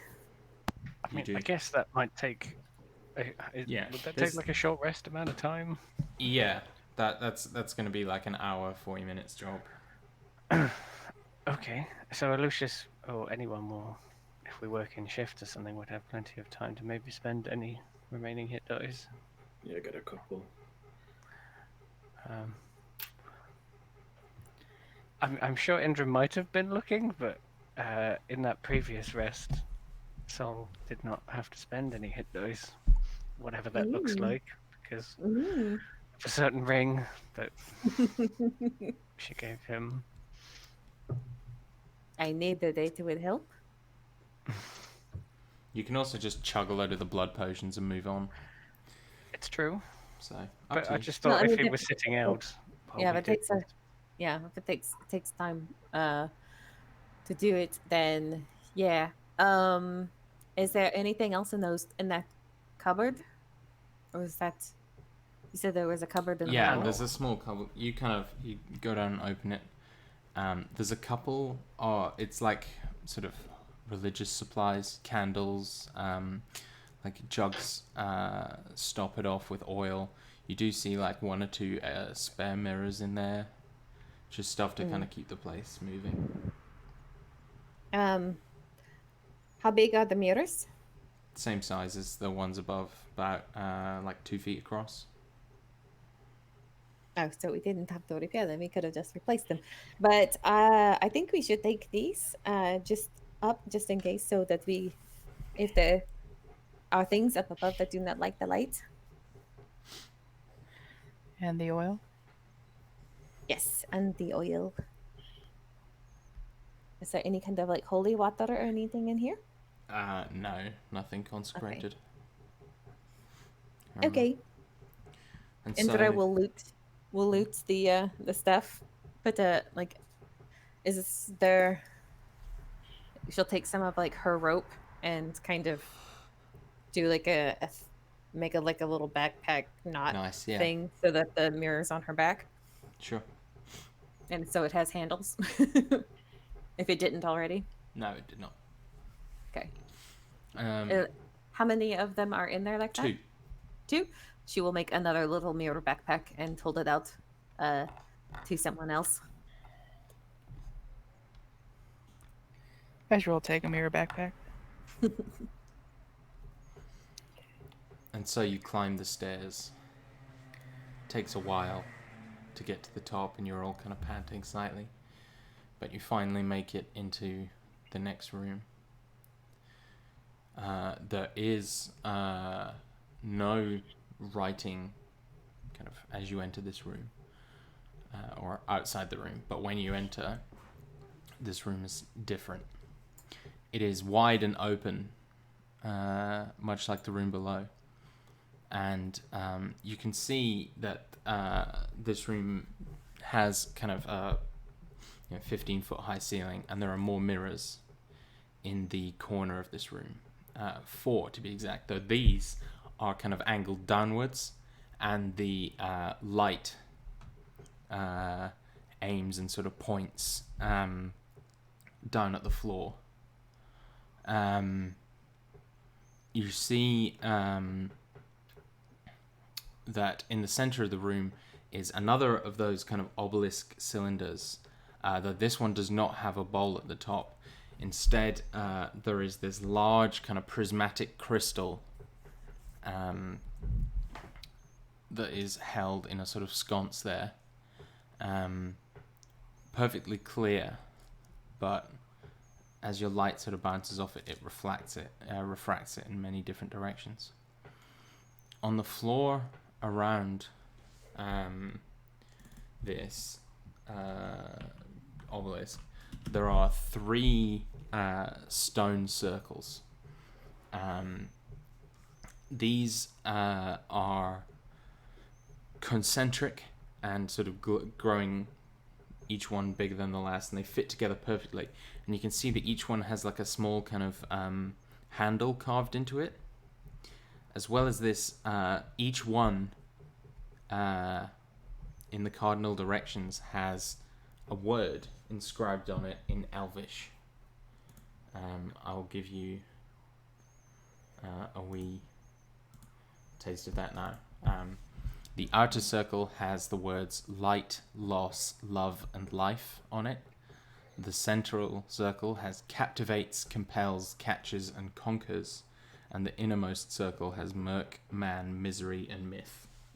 I'll also send you a picture of it in the chat, just so that it's a bit easier for you to see. Cheers.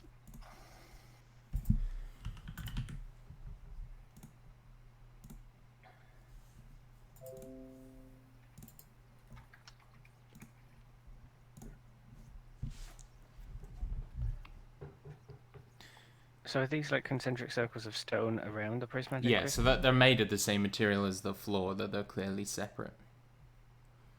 How high are they? They are flush with the floor. Okay, gotcha. Does it look like the rings can spin at all? You get that impression mainly by virtue of the handle there. Light is supposed to unlock all, and then there's the rising sun. Don't know how that.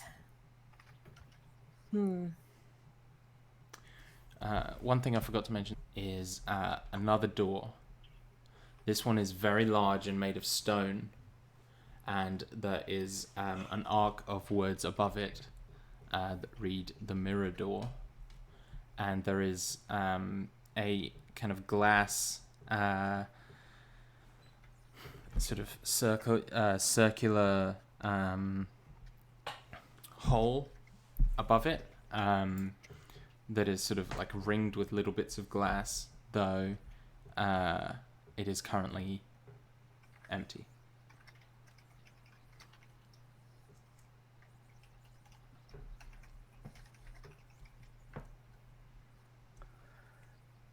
So not in the door, but just above it, Yeah.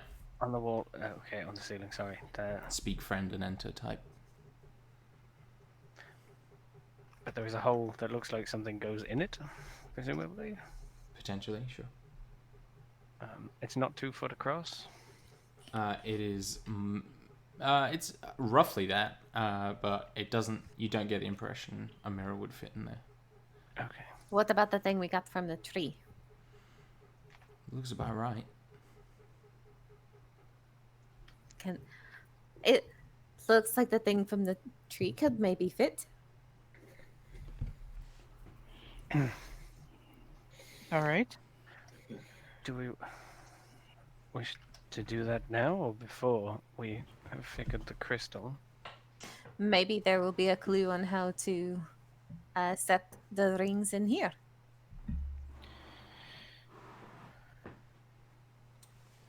Perhaps. So, are you studying the glass again? Yes. You see, Oh, yes, because it shines things through it. Yes, Or you can yeah. see things through it. yes. Yeah. So Indra you will can- pull it out and be like, "Look, it kind of fits." And so yeah, she's looking Yeah. at it So again. you can kind of hold it up to the light in the room. And you see 4 kind of pictures that stand out to you. I've described before the images of Lucius's people that are carved in there, but there are more. You see a sunrise, and in the center of the kind of rays of light that pour from that sunrise are these kind of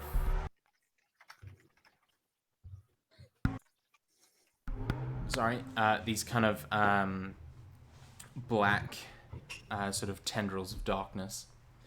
And then you see another image of a man on his knees, and another dead man beside him, and another man standing over them both, pointing a sword down at the man on his knees. In a third image, you see a man and a woman embraced, though their faces are kind of contorted and strange. And then the last image, you see a figure standing on top of a hill, pointing a sword to the sky.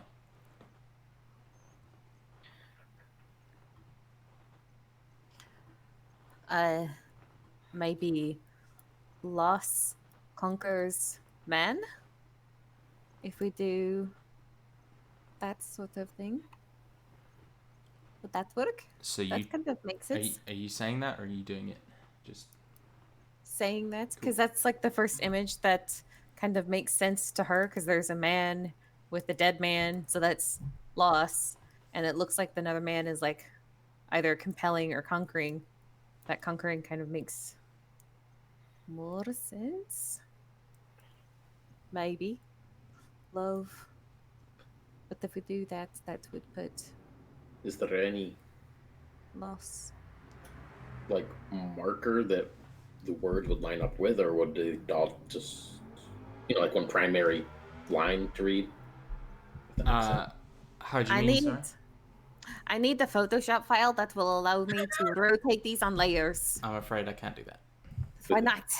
because I don't have a I can layered do file that. of this anymore. Okay, so Love conquers man. no, because I don't think so. Because that does not look like a love, and Sheila says, pointing at like the figure of like the man kneeling next to a dead man with another man with a sword. That does not look like love to me. That's lost. That looks like lost. Definitely loss and man. I think the love is the couple, right? But they don't look happy. No, So That's misery, different. maybe? Love him, yeah. love. My love catches misery. And then images of a sunrise with black tendrils in the sun. So that would be light catches mark. Yeah. Light catches mark. Loss. Okay, but if we put light catches mirth, that would put mark even. I can't. I need it to move.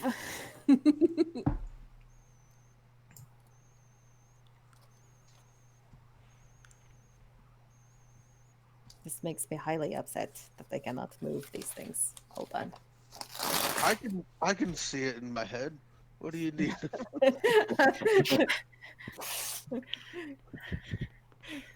Like I need to know where everything lines up where when we like Mhm. put things together. Because they're not Okay, gonna what spin do you- independently. Yeah, because Yeah. they're all spinning together. So if we put light Uh-huh. catches Merc, what Light is Merc. what lines up everywhere Then that else? would be light captivates man, love conquers misery, and loss compels myth. Hmm.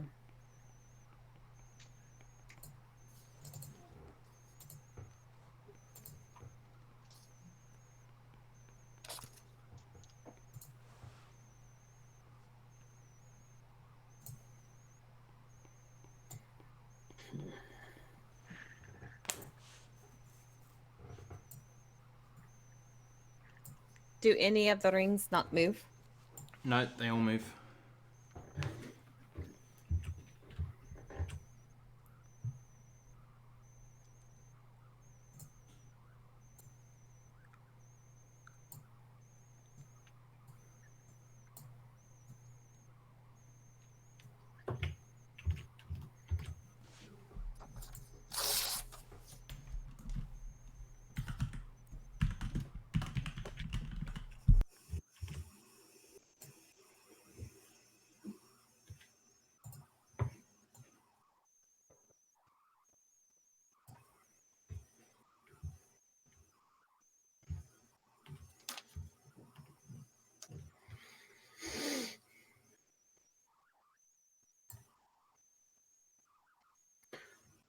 Okay, I cheated. I have a PDF file of the rotating rings if you want to see it. Well, now I've written it out and No, okay. tore up some papers. As I'm spinning them and looking. Here, I can cheat at least. Do you want So- the clues again? Please. Okay. So, you see a man and a woman embraced, their faces contorted. You see a man standing over another and his dead compatriot. You see a sunrise surrounding dark tendrils and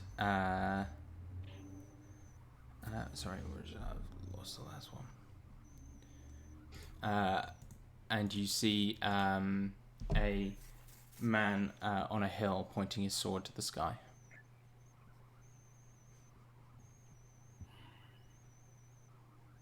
Let's see. If we do light catches Merc, that's love captivates man, loss conquers misery, life compels myth. No, light catches Merc. There you go. Lost conquers misery. Love captivates man. About light conquers Merc. See, that's what I was thinking. Light conquers Merc. And you see Myth, that? love compels man. Loss catches misery. Life captivates myth. That makes sense. Yep.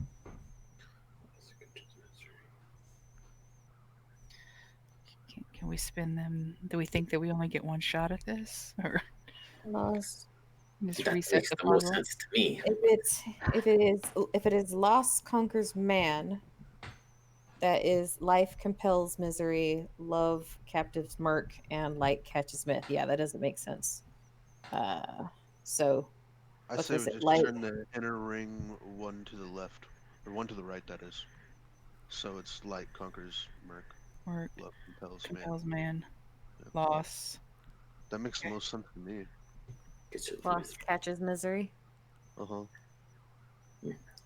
Life captivates myth. I agree. Okay. Are you Yeah. turning them? Yeah. Do we want to do that, or do we want to open the door with this?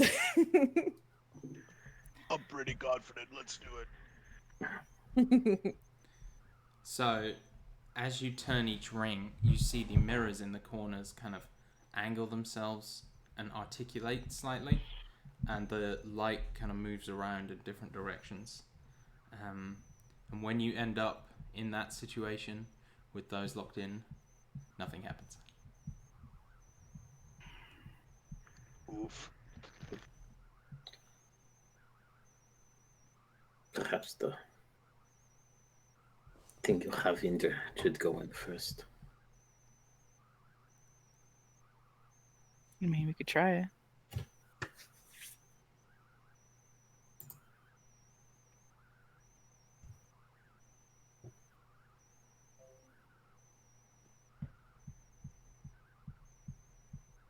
Is that what you're going to do then?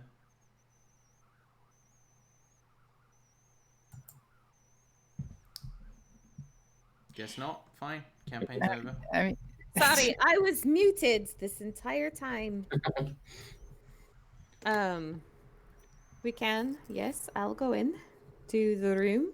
See if the little thing from the tree opens up the door. So it's all in one room. It's not a different room. It's just the door to this room out.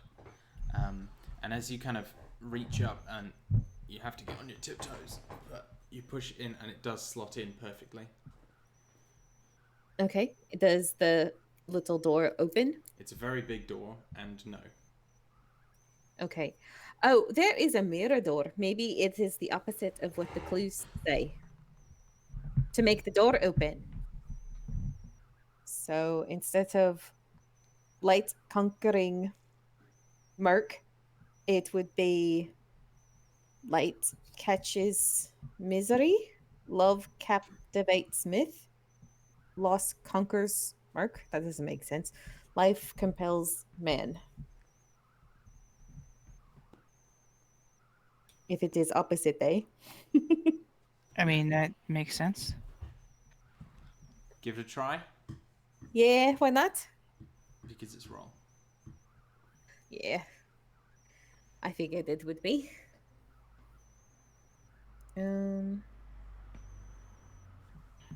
What if it is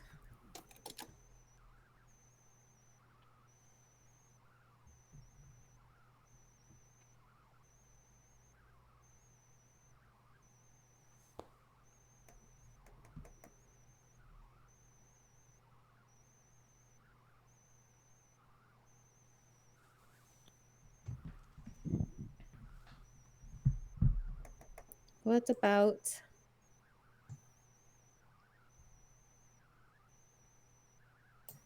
about light catches murk? Because the shadowy bits are inside the lighty bits.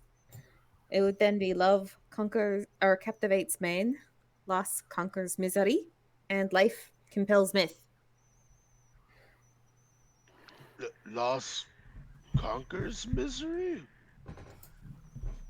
I don't know, but it is worth a try. Yes, yes.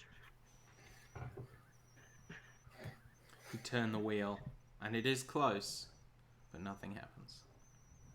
Did I hear any catches Yeah, on there anything? is like mechanical sounds and stone grating as you turn it, but nothing out of the ordinary. But the lights do seem to kind of move slightly more centrally.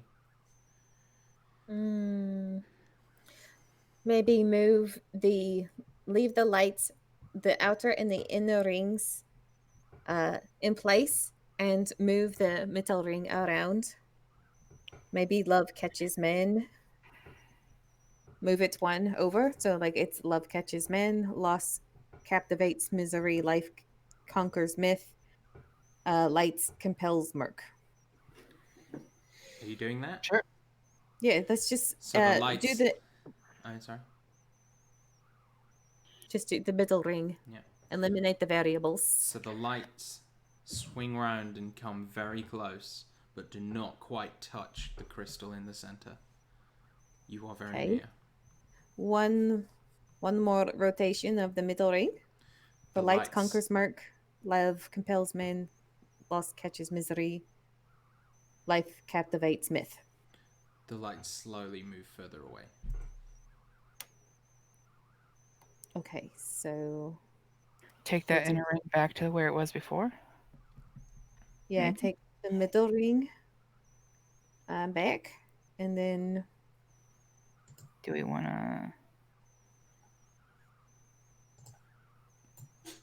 Which ring do we want to try to spin? Probably the inner.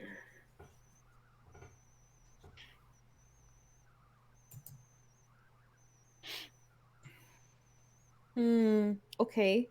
Do we want to try move the inner ring so that it is love catches misery, loss captivates myth, life conquers murk, and light compels man? Yeah. You turn that inner ring, and the 4 lights come and condense on the crystal in the center. And Hey, we did it! and you see the crystal kind of begins to glow and hum slightly, and then it I can't say that word today. Refracts its own beam of light at the Solarian glass above the door, and the doors slowly, with a shaking grating, begin to open. Indra is very proud. So what was the final light? Love catches misery, loss captivates myth, life conquers murk, light compels man. If you want the clues to associate, light compels man was the dude on the hill with a sword at the sky. Love catches misery was the 2 people with contorted faces holding each other. Loss captivates myth is the man standing over the other 2. And life conquers murk was the sunlight and the tendrils. Captivates myth? Okay. Sorry, I'm writing them down. It's all good. I can put them in the chat if you want, I mean, I'm still going to have to write it down. I suppose. And the door opens, leading onto a set of spiral steps. And you, So as soon as they open, can I just have? Oh, sorry, this is just me. Can you explain the light, the sunlight with the tendrils again? Which one was that one? sunlight with the tendrils was light, or life conquers murk. Oh. Okay.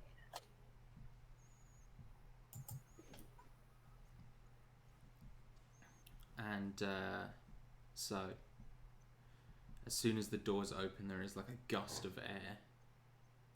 And you know you must be at the top of the tower by now.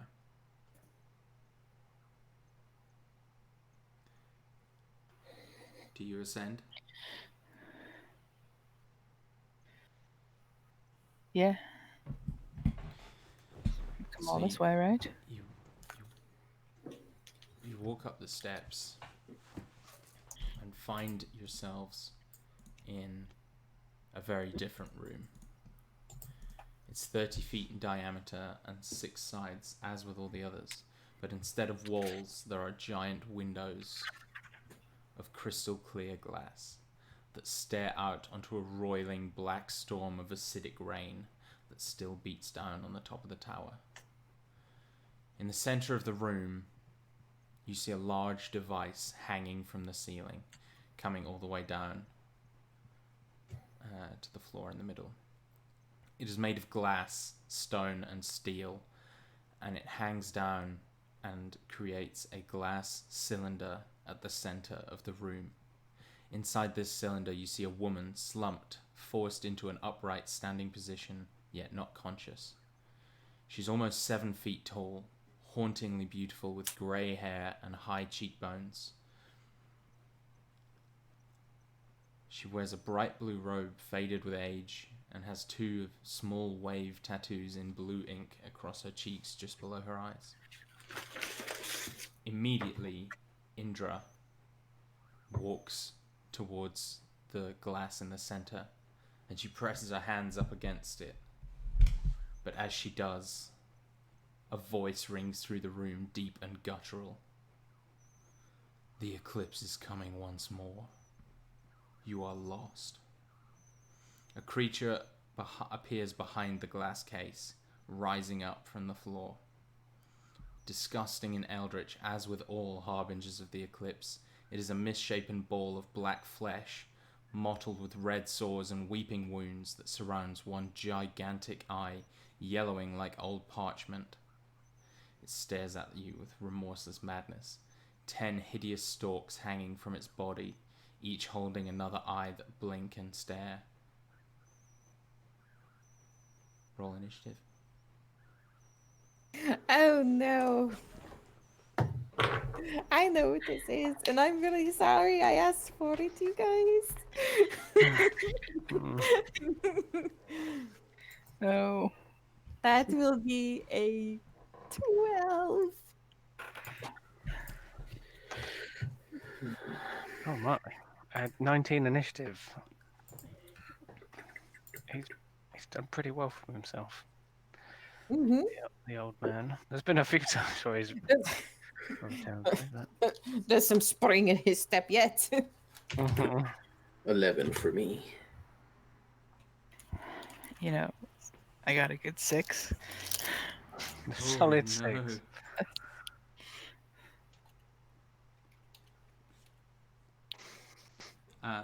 So we had 11.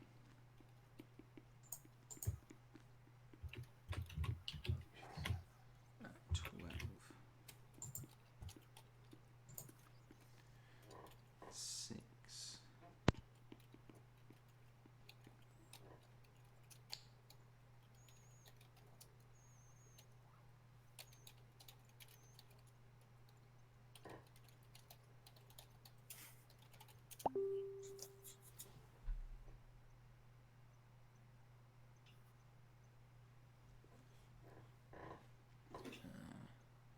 What did you get, Dan? 19?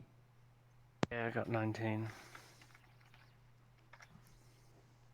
And I actually think Andrew may have been AFK for that entire description.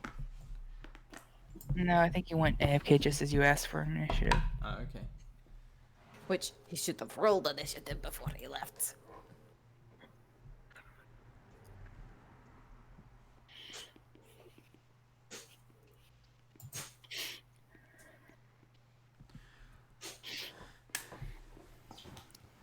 Does this mean he has a 1? It might just.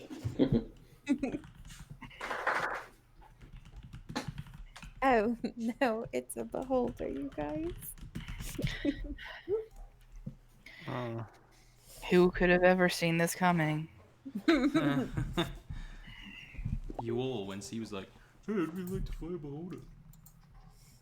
You gave me my displacer beast. And my aboleth. And your beholder. And you're going into the Underdark. I think I gave I gave everyone everything they asked for that I had written down. So Don't. Where's my money, Rob? Where's my money? Bitch better I'll have get my it money. to you. I'll get it to you. Have you guys seen? It's I can't remember his last name, but it's like Brock something or other who does Lesnar. like impressions on like YouTube and stuff. Oh yeah, I know him. He has like a TikTok account now where he does like every once in a while they make it onto YouTube, but he's got this running series of Goofy wants his money. And it's just like him with like a Goofy puppet telling his roommate that I better have my money soon. But it's like the Goofy voice is like, I'll cut a bitch. He's like, why are you gonna make me break your legs, Charlie? God, that's awful. Like gives me giggles because he's having like these big, huge, like badass, like Breaking Bad speeches, but it's like Goofy. Love it. Yeah. Bitch better have my money. I do a horrible Goofy, but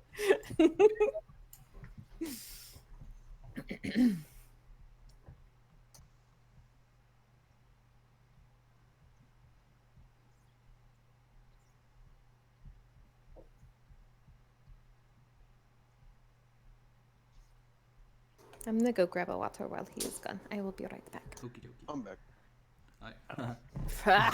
Did you Never catch the mind. description of the room, Andrew? Yeah, I got everything there, and then I had the AFK. No worries. Can we just get an initiative then from you, please? Yeah. Cheers.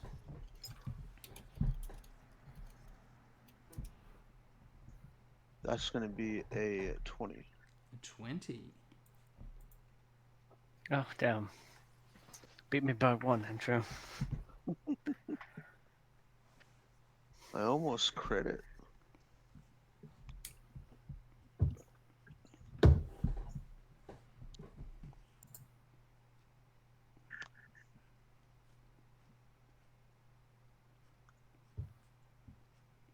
Ah, so gross.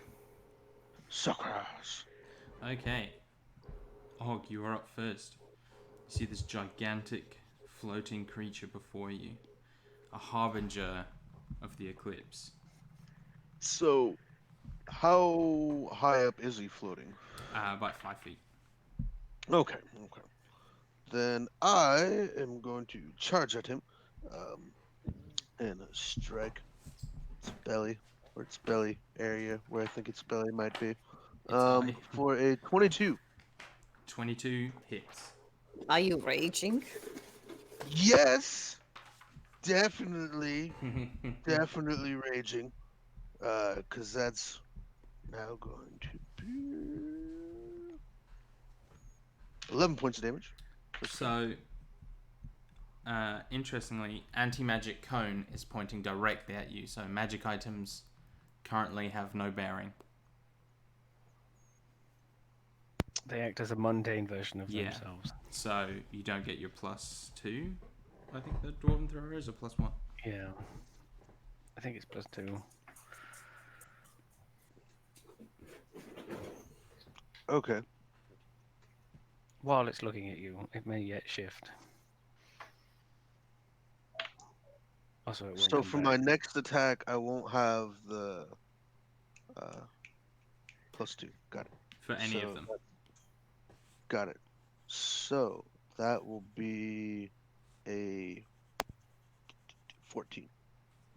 14 to hit or damage. Yes. That's a miss. All right. That will be it for me. You have an inspiration from the last combat. If Bardic Yeah, but I inspiration. don't know if I want to use it while I'm all Okay. screwed. Anti-magic. So, Yeah. That's a if good it's looking point. in one direction, you might have you might have more movement to move around him in later. Yeah. He's Rounds. kind of in a little corner at the moment, but yeah, Okay. definitely. Solano. I had a really cool thing planned for Andrew, and now it might not be so cool. Do I know anything of this creature? Yeah, you've fought these before. These are harbingers. These are like the generals to the eclipses king sort of thing. Primarily, do I know about its magic sapping powers? Yeah. Okay. I am. He is terrified as he hears that voice and sees this creature. There are myriad visions of them destroying the people he loved. Yeah, it was definitely and the places he lived. Oh shit, let's run away rather than let's fight it type situation. Yeah.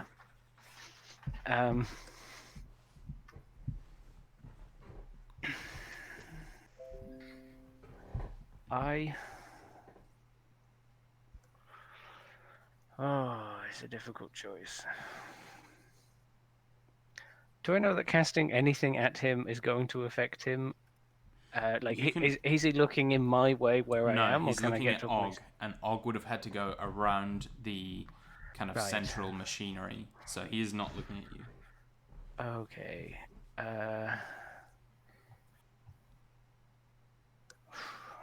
I'm gonna make him basically I want to make like a fear check against the creature. Oh, he fails that bad. I think he is just reliving the past this turn.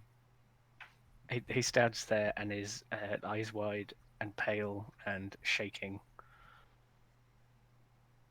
All right. And I'll give you inspiration, though, for, in the original definition of inspiration, doing something detrimental, but that is in character. Okay. Indra. So Indra walked up to the central machinery. So where is she She is. in relation to the Harbinger? The Harbinger is like basically on the other side of the machinery, so you're quite close, but you'd have to go around to get there. Okay. Indra is going to say to the woman in the glass, say, "Don't worry, I am here now." And she is going to go around back and behind the Harbinger thing. And as she does, she's going to like kind of uh, wave her hands and kind of go into like a bit of the light dance that she did at the circus at the beginning. Yeah. As she casts Shadow of Mole, but instead of shadows, it is light that begins to wreathe her form as blue light kind of pours out from You her see tattoos. above you, through the glass ceiling, small spots and flashes of light in the storm, little pieces of sun that manage to break through. And as we discussed, this is flavored more radiant-like. So instead of being wreathed in shadows, it is light, and so there is resistance to necrotic damage. And whenever a creature within 10 feet of me hits with an attack, the light will lash out at the creature, dealing radiant damage. And so that is my action to cast Sure. shadow or light of Mole. Lucius. So the central machinery, this woman is trapped inside of it, right? Yes. And is it like surrounded by glass and metal, you said? Yeah. She's in basically like a glass tank. Like a test tube sort of thing. Yeah. Right. Look over at Sol. Like, what is wrong with you, man? Sort of shake him a little bit. What are we doing? What is this? What is this? You just get like the shaky words of a harbinger, a herald of the end. Well, in that case, let's kill it, He like there's like a shaky hand kind of like grasps you slightly while you're like spinning to, and you say that, and it just they let the doom. They let the doom.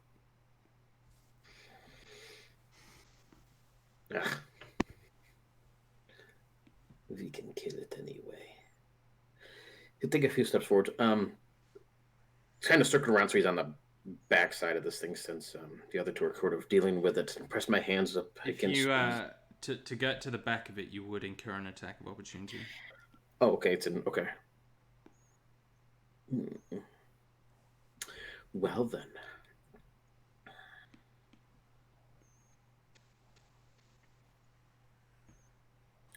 Well, in that case, I will just make an attack for the moment.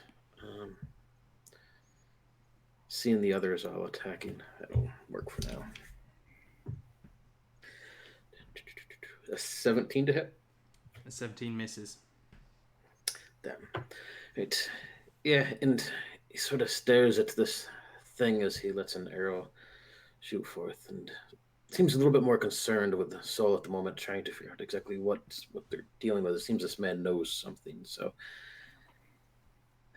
just take a move action to move back for the moment, or not move action, but take just a moment to kind of wait, basically, for Soul to kind of give him some direction. He's not really sure what to do. Cool. And then it is the turn of the Harbinger. It is going to release 3 eye rays. Something I have been waiting to do for a long ass goddamn time. And so it's choosing 3 targets. So it's going to choose Og, because he's right in front of him. It is going to choose Solanum, because of what he knows. And it is going to choose Lucius, because he attacked. So, Og first. I need a strength saving throw, please. Okie dokie. Let's see here. Ooh, nice. 21. Okay. You feel one of the eyes just like whip round and focus on you, and you feel this like force trying to throw you backwards towards one of the glass windows, but you stand firm and shrug it off, releasing your blood-bearer roar. Awesome. Solanum, Mm-hmm. wisdom saving throw. Oh, thank God. If you gave me a strength saving throw, it's all over. That is 24. You see one of the eyes focus on you, and it releases a black ink-like beam of light that sort of moves like an octopus releasing ink, and it begins to form these images of utter blackness as you feel fear take hold of your body, which is why I left. And then you close your eyes, and the images of the tower standing over humanity, protecting it, restored, come flooding back, and you shrug off your fear. Yay. And thank you to the dice for doing that. And finally, Aloysius. Okay, Constitution saving throw, please. 14. Yes, thank you. One eye points at Aloysius and says, "Stop, little one." I mean, he says that, not the eye. And a blast of green light whips around Aloysius, and he just seizes up and collapses backwards. You're paralyzed. You can save at the end of each turn, Okay. but you can't move. Gotcha. And the Harbinger laughs gutturally. Ezra. So Ezra's going to move to attack the creature, but as she does, she's gonna pause by Solanum and kind of give his shoulder a squeeze. Have courage, grandfather. We've come all this way. And then she's just gonna jog over and take 2 attacks at it. Sure. Oh boy. 3 and a 1. Oh. Fuck you, dice. So The yeah, Harbinger I think laughs. yeah. I think the Finding it 3 is easy at to- best a 10. Yeah. Finding it easy to just float out of the way. Back to Og. Remember to move out of the way soon. Of the eye. Yeah, I'm actually wondering, like, you said it was floating just like 5 feet off the ground, right? Can I, Yeah. like, how big is this thing? It is very large. Can I, like, jump onto it? Hell yeah. Alright. I want to jump onto it, preferably around its, like, back, so it has to do some crazy shit to look at me next time. I don't know. But yeah, I want to try to jump on its back. Yeah, you can. I imagine you can sort of like, kind of duck down beside it and jump up, kind of grab one of the bases of the eye stalks. Yeah, alright. Do you want a strength or acrobatics or anything, or can I just do that? Yeah. Give me a quick athletics, just for shits and giggles. 21. 21. Yeah. Yeah. You easily grab hold of it, floating yourself above the ground. Alright. Would that take my turn, or can I attack? That's gonna be your action to do that. Yeah. I'm treating Cool. it like a I grapple. will. Awesome. I'm going to hang on to him then. And it kind of lets out this sort of low groan, and kind of like it's kind of hovering is put off a bit, and it kind of lists to the side. Solanum. Okay. Solanum. So Aloysius is paralyzed. Does that make him an object that I can manipulate behind some cover? And does that take my action? You can do it without, if you like. Okay. I can take my bonus or anything else, but I just need the action. Yeah, I'll say bonus. So I like finding strength in, I think, the tower, banishing the darkness. The old man manages to drag you feebly just behind something and says, I know you're paralyzed at the minute, but he says, where the eye looks, magic dies. I will see you stand again.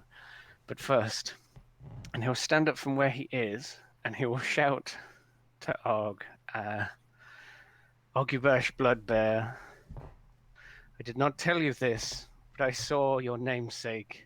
Many hundreds of years ago, I witnessed the Bloodbear fight for all, fight for the light. Become that which you have devoted your life to. The blood which runs through your veins is of this, and I want to cast Polymorph, and I want to mechanically turn him into a giant ape, but I want it to be a huge, towering blood bear. So much yes. Yes. So see- you get the giant ape stats, and but now you are like a huge creature, a bear with You see blood red fur. Og's body, elongates, grows gigantic. The beholder, or the harbinger, crashes to the ground under the weight of him. You see this kind of mossy brown fur spurt up and kind of cover his body as he shifts, but around it, in sort of these rings, are flashes of bright orange red fur that give the bloodbear the name. As Og becomes a badass monster. So I sent you a webpage, Andrew, in both I chats. got it, buddy. Thank you. Okay, cool. You will know that. As long as I can hold on to it, which It's might not be much it's longer. Giant ape, right? Basically. Yes, giant ape, huge creature. At the end of Awesome. your turn, Solanum, the Mhm. harbinger says, I have killed many bloodbear. And, oh boy. What's the D10 equivalent of a kraken? Max damage. No, that's a Death Ray? death ray. So Harmless ray. yeah, I'm gonna need The tickle ray. Kitten, ray of Tickle kitten. Ray. a dex Sunshine save ray? from Solanum, please. Sorry, which save? Dex. Oh. Oh, I may yet.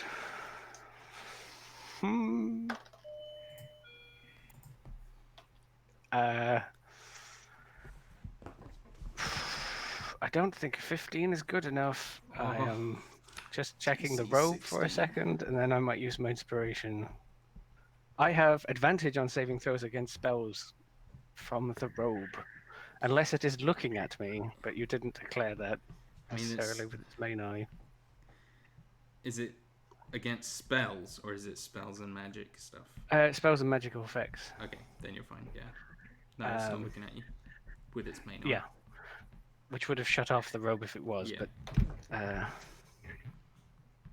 Oh, sweet Jesus, that gave me an 18. That might be good enough. That is good enough. Oh. You do not take. By the way, 10. where is the anti-magic cone facing at this particular moment? So the anti-magic. Yeah, sorry, I should be better at keeping that up to date. The anti-magic cone is currently facing straight ahead, which only encapsulates Ezra at the moment. Only Ezra? Yes. It does not. It's a 150-foot cone, so it does not Yes, but affect Lucius at this moment. It does not, because it's facing straight ahead. Okay. Well, I don't know exactly where Lucius Sorry, was. yeah. So, Because okay, this room. So, this room is. It is on the far side of the room, looking out west, and Lucius is in the south, and is not Okay. caught in the cone. okay, because it's the anti-magic cone works on its own Yes, stuff. it does. So you could push Lucius into the cone. I And could just with go. my strength of 5, but It- I it- figured it took it- it most of my movement to get him about 5 feet. So It is an idea that Indra cannot have, but see, the platter is saying, "Hey, man, Indra's go. it is Indra's go." Um, she is going to hack at it with her sword. Oh, that is a 11 plus 9, a 20, and a 27. Hits. Oh, Jesus. I'm dropping my dice. That will be a 12 and 9 points of piercing or slashing damage from her packed weapon. Okay. And it is within 10 feet of the light that she is shedding. I don't know if that makes a difference to the creature. It does not. Okay. Though, at the end of your turn, it will flick an eye ray back towards you. Dexterity saving throw. Dexterity saving throw. I am good at those. Oh, Why would you taunt the dice? Why would you taunt the dice? it was almost a 1.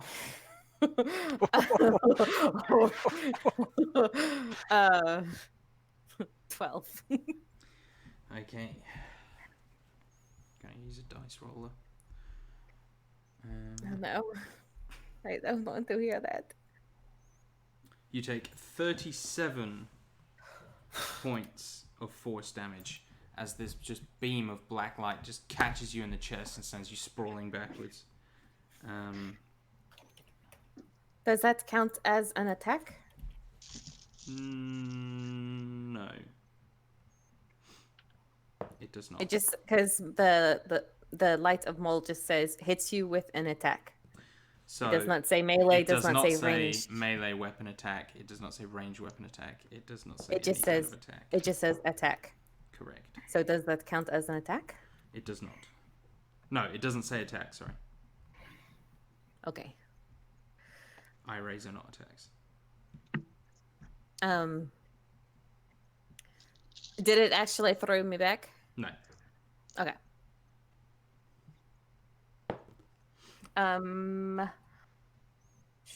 How big is the thing? The Harbinger, Mm-hmm. it is large, so it is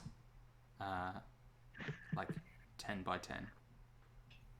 Okay. As it hits Indra with the eye ray, she is going to go all misty and turn into a puff of smoke and disappear. oh no, we got Indra. I mean, that was a And- disintegration ray, and- so And she, huh? that was a disintegration ray, so it does look like you've just been disintegrated. So yeah, as she gets hit with the rays, she just kind like looks like her form kind of goes incorporeal for a moment, and she kind of disappears into like a smoky wisp, and she's going to reappear 60 feet up on the contraption in the center of the room Okay.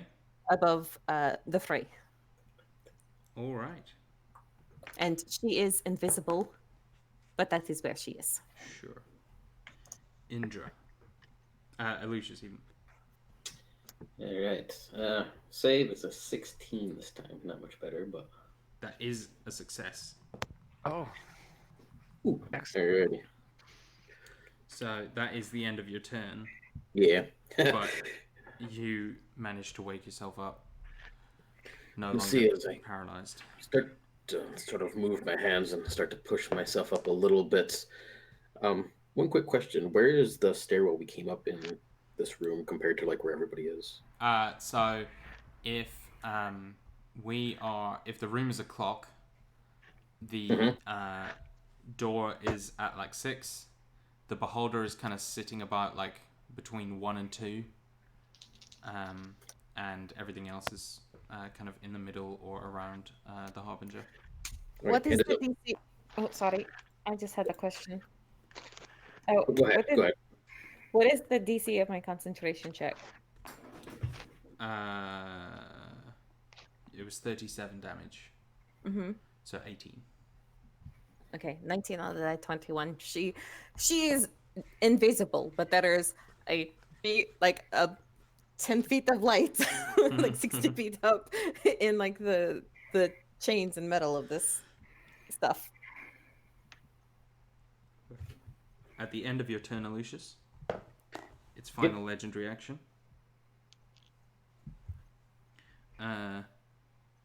That is okay. I will need Og to make another strength saving throw, please, with the ape stats. As it says, "Get off!" and one of the eyes kind of flicks backwards over it, and it's going to try and do the telekinetic one again. Alright. Strength coming up. That is going to be a 14. That is a fail. You got that inspiration dice still. Oh, you do. Oh! Come It's a on, you have. D8. You're a Yeah. giant bear. Don't let it boss you around. You can do it, dog. It's a D8, you said? Yep. Alright. So, oh! Hey! Cool. Remember that time I inspired you? 20. You hold on. Not pushed away. Yeah. And you hang on, just. And so, it is now the Harbinger's go. He will use his movement to kind of... actually, no, he'll not. He will... yeah, actually he will. He's going to use his action to try and slam Og backwards into the window behind him to break his grapple. But he's going to roll a natural 2 on his strength, which is a 2 total. Oof. Oof. Though behind you, Og, the window smashes and glass shatters everywhere. You are going to take...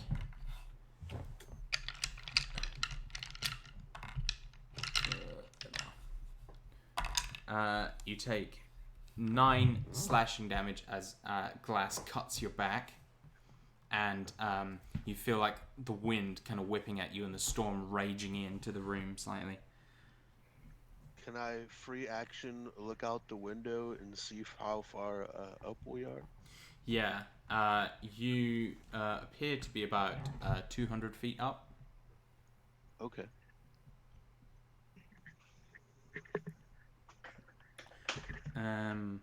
Very well.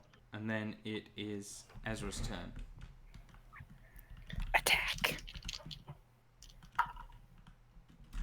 I attack the darkness. That's what I feel like right now. 25 and 24. Okay. A 25 and a 24 hit. 8 points of damage on the first one, and 8 points of damage on the second one. Nice.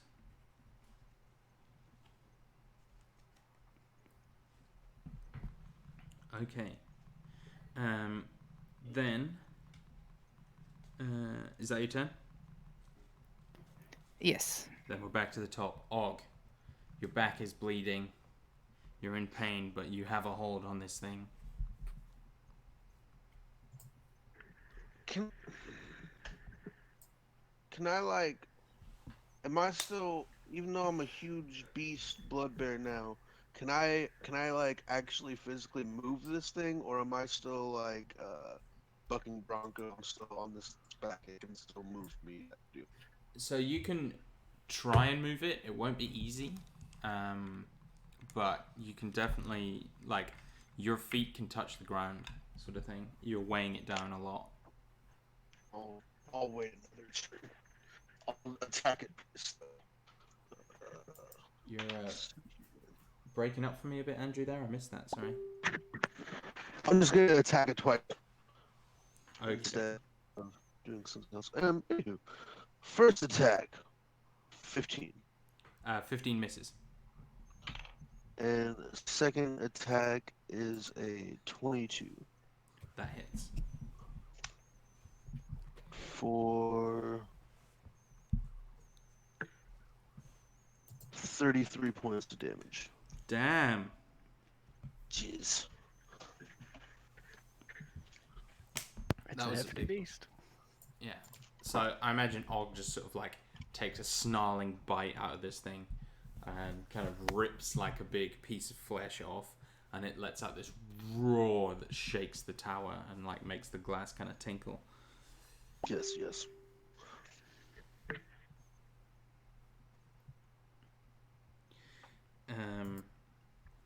At the end of your turn, Og, it is going to try and use an eye ray on you in retaliation. Oh boy, dexterity saving throw. All right. Let's see here. Oh, 18. 18 is a success. You feel this ray kind of just whiz past your ear that would surely have killed you. Whew. Solanum. You see Og kind of like wrestling and biting at this thing. You see Ezra right up in its face, slashing. You don't see Indra, but you do see Lucius slowly getting back to his feet. Okay. So I had pushed him behind cover just a little bit, and then I got hit by the death ray, but bastard. But his arm, like the shoulder, and now his arm, the arm that has grown out of it, just like sears with Yeah. pain. And he's like, like teeth gritted. He sort of slides down, I don't know, the back of the console or something that they are behind. Mirror array, I don't know exactly what's in this room. Column. And he slides back down to like Lucius, and his like heavily shaking hand was like reaching out towards him to restore him when he starts to move himself. Your will is as strong as magic, my friend.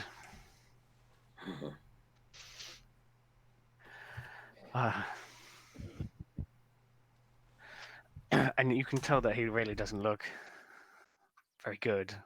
Not in a damage sense, in like a psychological, or he's suffering. Let us hope the blood bear can do our work for us. He's basically wants to try and take like the dodge action and hide out of line of sight of Sure. this thing and just try and maintain concentration while I imagine there's images and things flashing through his head. Yeah, definitely. Indra. Unless there's anything else you want to do. No, I think I'm good. Thanks. Indra? Okay. So those things don't count as attacks. Do they count as spells then? That I can counter with counter spells. No. Okay, then I am useless. Thanks. Okay, great. You asked for a beholder. I didn't think I was going to get one. I always deliver on my promises. I don't know why you would even suggest that. I mean, that is not true implicitly. So yes, Indra reappears up in the like twisting metal of like this contraption. You said that she got hit with this disintegration ray, yes? Correct. Right, so there are like bits of her that are not quite solid and corporeal. I mean, it's a dex save, so you dodged it more than got hit and took it. Yeah. Oh no, you got hit. Sorry, No, didn't you? I Yeah, got sorry, I my got bad. hit. I got hit really, really badly. Yeah. And so Indra has like bits of her that don't look solid anymore. Like they're kind of see-through. And she's kind of panting and in pain. And is going to say, Sifrana, I don't know what to do. And she's going to try and just shoot down at the beholder. You hear nothing in response. Yep, that is what And I wouldn't not say exactly hit really bad. what she expected, huh? I wouldn't say hit really badly. It was below average. No, it got hit pretty badly considering her hit point maximum. That is a 24 Hits. and a 14 that misses. Yeah. Oh, so I don't know why I rolled 2 of those. I just get 1. One. Indra's having a bad round. That's only 7 points of damage. Every little helps. Bling, bling. Yeah, and she's kind of cowering above in the ceiling, Yeah. looking down at the woman in the glass, like screaming, Sifona, Nothing. as though trying to wake the woman Yeah. in the tank. At the end of your turn, the Harbinger is going to attempt to shoot Ezra with an eye ray. Ezra, I need a Constitution saving throw, please. Okay.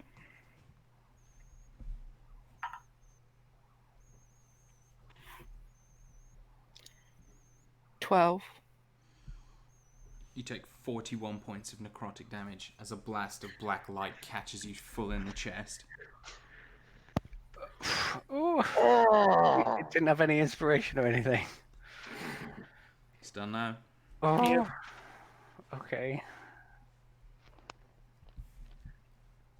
Where is the eye pointing, by the way? You should declare that on its Yes. turn. Well, yeah. So it's not his. Oh, it is his. No, it's not his turn yet. It's Alicia's Okay. turn.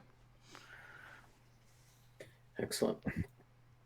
But he is still pointing towards Ezra at this It moment. is still. As it stands. It is still. Okay. Is it only covering Ezra at the moment? Yeah. Okay. So, laying where he is, Lucius will look over at Sal, seeing the fear, this angst that's on the man's face. And he moves, but very slowly, his eyes sort of side glance over at this Harbinger.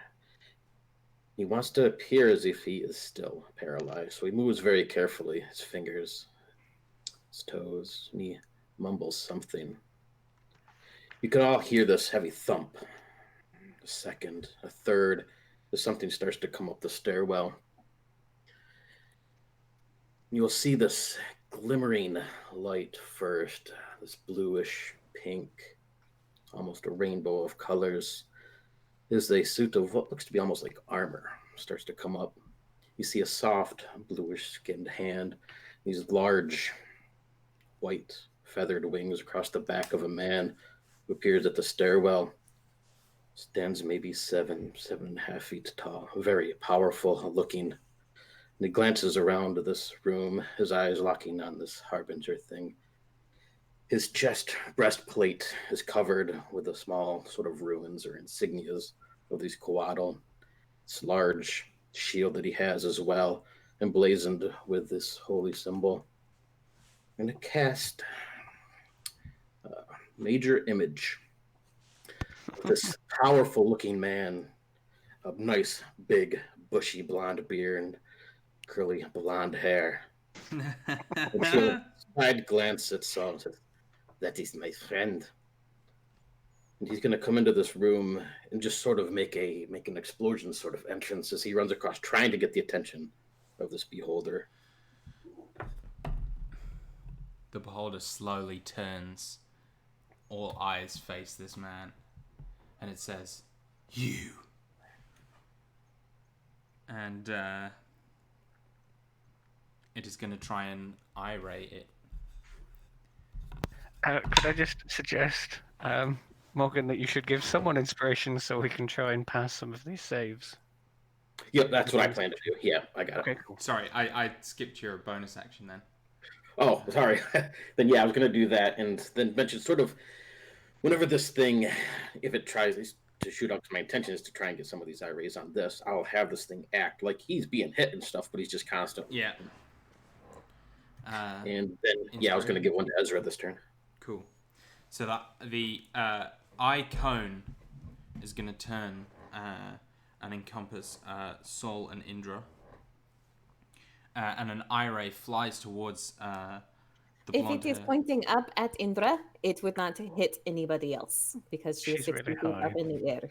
I mean, next this to room Lucius. isn't 60 feet tall. Well, that she is up as high as she could have gotten. So if he is getting her in a cone, he cannot get anyone else. It's like 20 feet high. If Okay. they're getting her in a cone, they cannot get anyone else because that is how cones work at angles. She's up in the air. This guy Yeah, did but that maximum 15 feet. Okay, I'll say fine. So, just Indra then. And yeah, so it's going to shoot an enervation ray, the same one that hit Ezra, at this man, and it's going to pass through. And then Sol, I'm going to need a wisdom saving throw from you, please. And Og, I'm going to need a dexterity saving throw from you, please. Okay. 18 for me. Okay, you pass. This is going to be pretty high. 20. Okay, you pass too. You feel your eyes become heavy, Solanum, and you kind of stumble slightly, but you shake off this sudden bout of sleepiness. Og, you dodge as another bolt of light flies above your head. Ezra, Yes. it's your go. It's attacking time.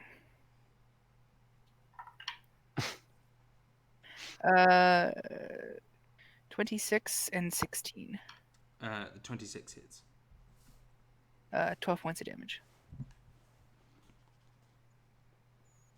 Woo. And that is my go.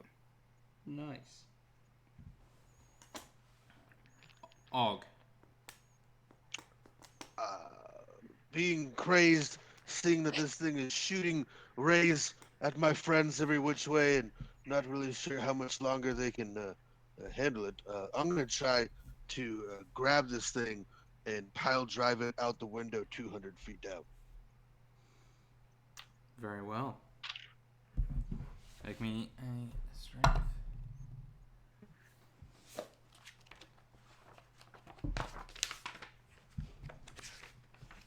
Strength is going to be 24. Okay. Let me just look up something very quickly. Is it about rules about things that can hover? It is. Okay. Yeah, so this thing cannot fall. And so you kind of force it out the window, and you're like hanging, looking. It's actually, I said 200 feet earlier. I looked up how tall that was in building terms. It's about double that. And So he can't fall even with all my weight on him. so that's the thing. So your strength is way higher than his. It is like pulling it down, but you aren't quite able to knock it out of the sky, though it is like listing side to side and like moving down slowly. Okay. You're basically like balancing on top of a balloon with Yeah. eyes, and it's slowly going down. At the end of your turn, Og, there's an eye ray coming your way. Fuck. Constitution saving throw. Oh, that should be too hard. Don't count the dice. 17. Whoa. You are okay. Woo. Just. And Solanum, it is your go. So finding some strength, he's gonna like pull himself up from where he was hiding, though being hit by the sleepy ray. And he's going to watch this blood bear, which he does have the intelligence of the ape. So see it just try and pile drive this thing out the window, and it's slowly floating down. He kind of like blinks. He's seen a lot. He probably hasn't seen that before. He is going to move to Ezra's side with his swiftness, seeing that she is looking pretty awful, I would imagine. It was a pretty good hit he took. Yeah, that was a pretty good hit. He is going to do level 2 cure wounds because I do not have that many spell slots. We might need some other aces in the hole. So 2d8, or is it 2d8 base and then 3d8? 1d8 per spell level. Okay. Plus modifier. That is 14 health. It was not. Oh no, I'm sorry, 16 health. It's something. It is.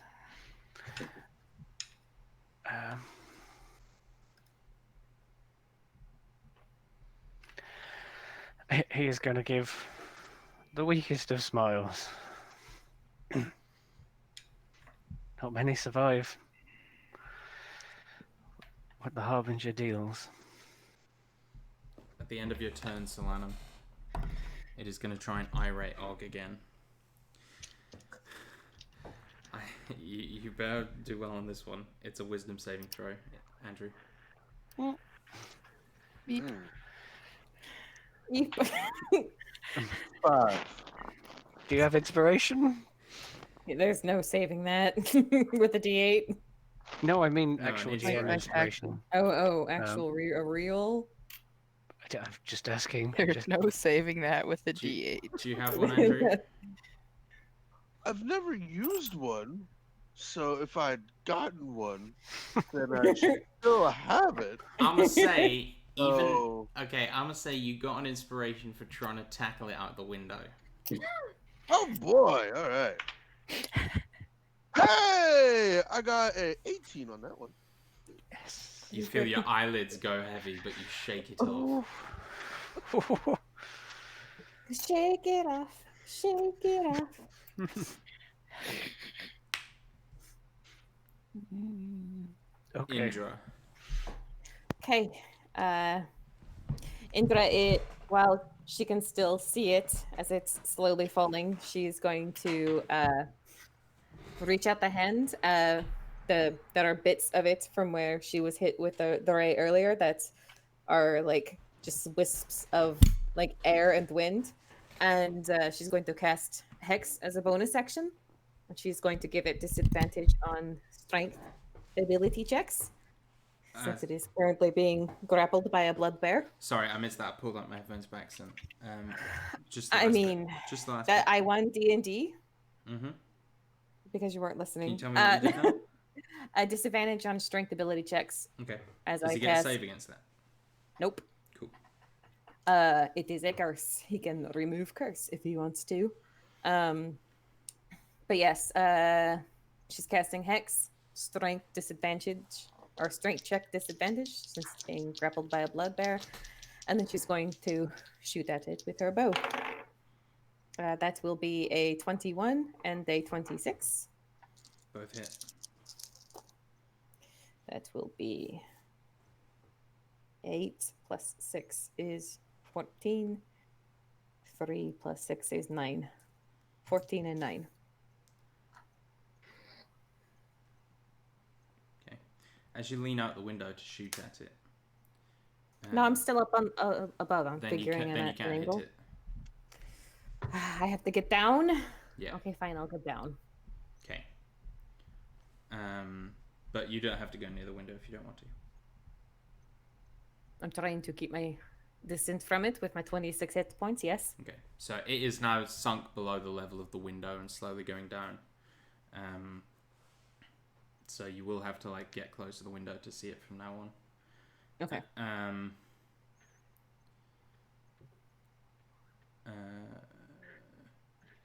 Yeah, End of your turn. I'm sorry, Andrew. You're the thing that's causing it the most grief. Oh, of course. It probably has a really bad angle at anybody else right now. Yeah, exactly. Constitution saving throw, please. Yeah, I should be able to do that, right? Hopefully. Let's come on, go D20. All right, we got a 17. That's about a 17. Okay. You feel this blast of dark energy come over you, and you only take half of Whew. 39 points of necrotic damage, which is halved to was it 19? All right. Is it half on a fail Yes. or half on a save? Yes. I'll take the damage. It's okay. Lucius. How far down outside is this thing? It's only about 10 feet below the window. Oh, okay. I'll get up this time then and start to making my way over. I don't know, is controlling the image like an action, or is that like... It should say in the spell, use an action or a bonus action to manipulate it. I can look it up. Let's see, major. Yeah. So use your action to cause the image to move. Okay. To any other spot within range. Yeah. Okay, so it's an action. Anyway, so I guess just basic as a move action, I'm going to get up since it's outside and stuff like that. I'll use my action to have this image sort of leap out the window, drawing its sword, and sort of coming down since it has these wings, sort of make it look like it's gliding down towards it, again, just to try and direct some of this attention away. And I will toss Agen one more bonus inspiration, or bardic inspiration. Very well. Yeah, that's it. 3 eye rays. One on the dude flying down, fires a blast of necrotic energy through it. 2 on Og. There's going to be a Constitution saving throw, please. And 7, so that's a Wisdom saving throw, please.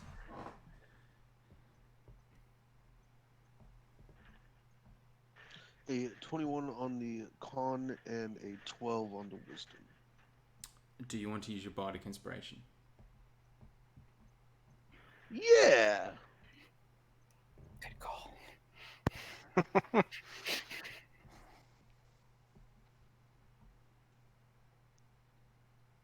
A 18 on the wisdom. Okay, you succeed. Though the Harbinger kind of swings its way around and is gonna start slamming you against the wall as you descend to try and push you off, though that doesn't manifest this turn. Ezra.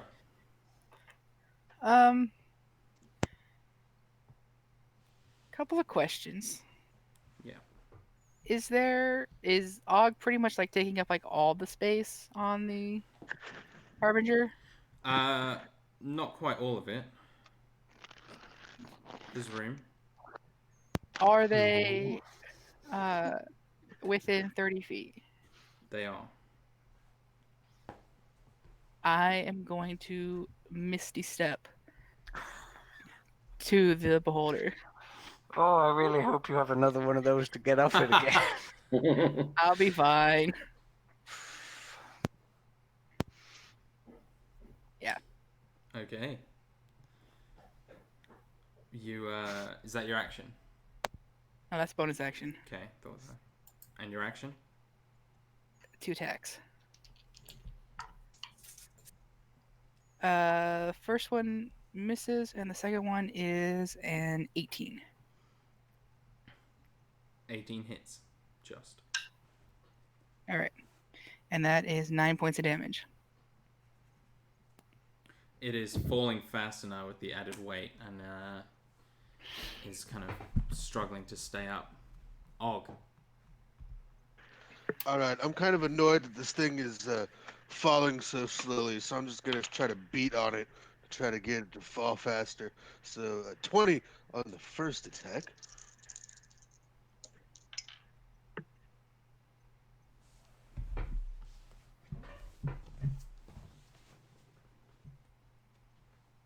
That is going to be 20 is a hit, right? Yeah. So that is going to be 21 points of damage. Okay. And then second attack is going to be a 19 to hit. Hits. And that is going to be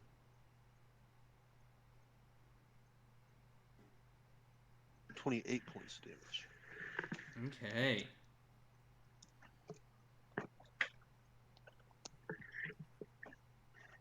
By the way, it is a magic. Like his transformation is a magical effect. So if the creature can ever get it, He's on And its look at back it. though. okay.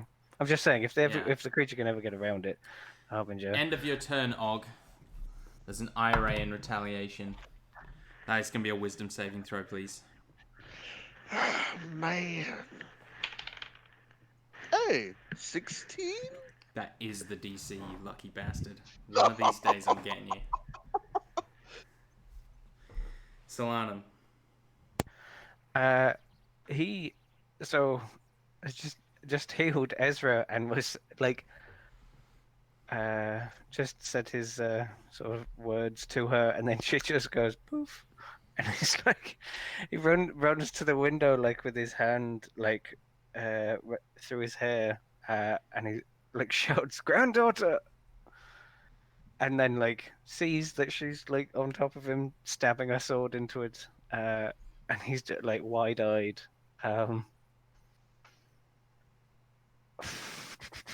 It doesn't have an awful lot he can do.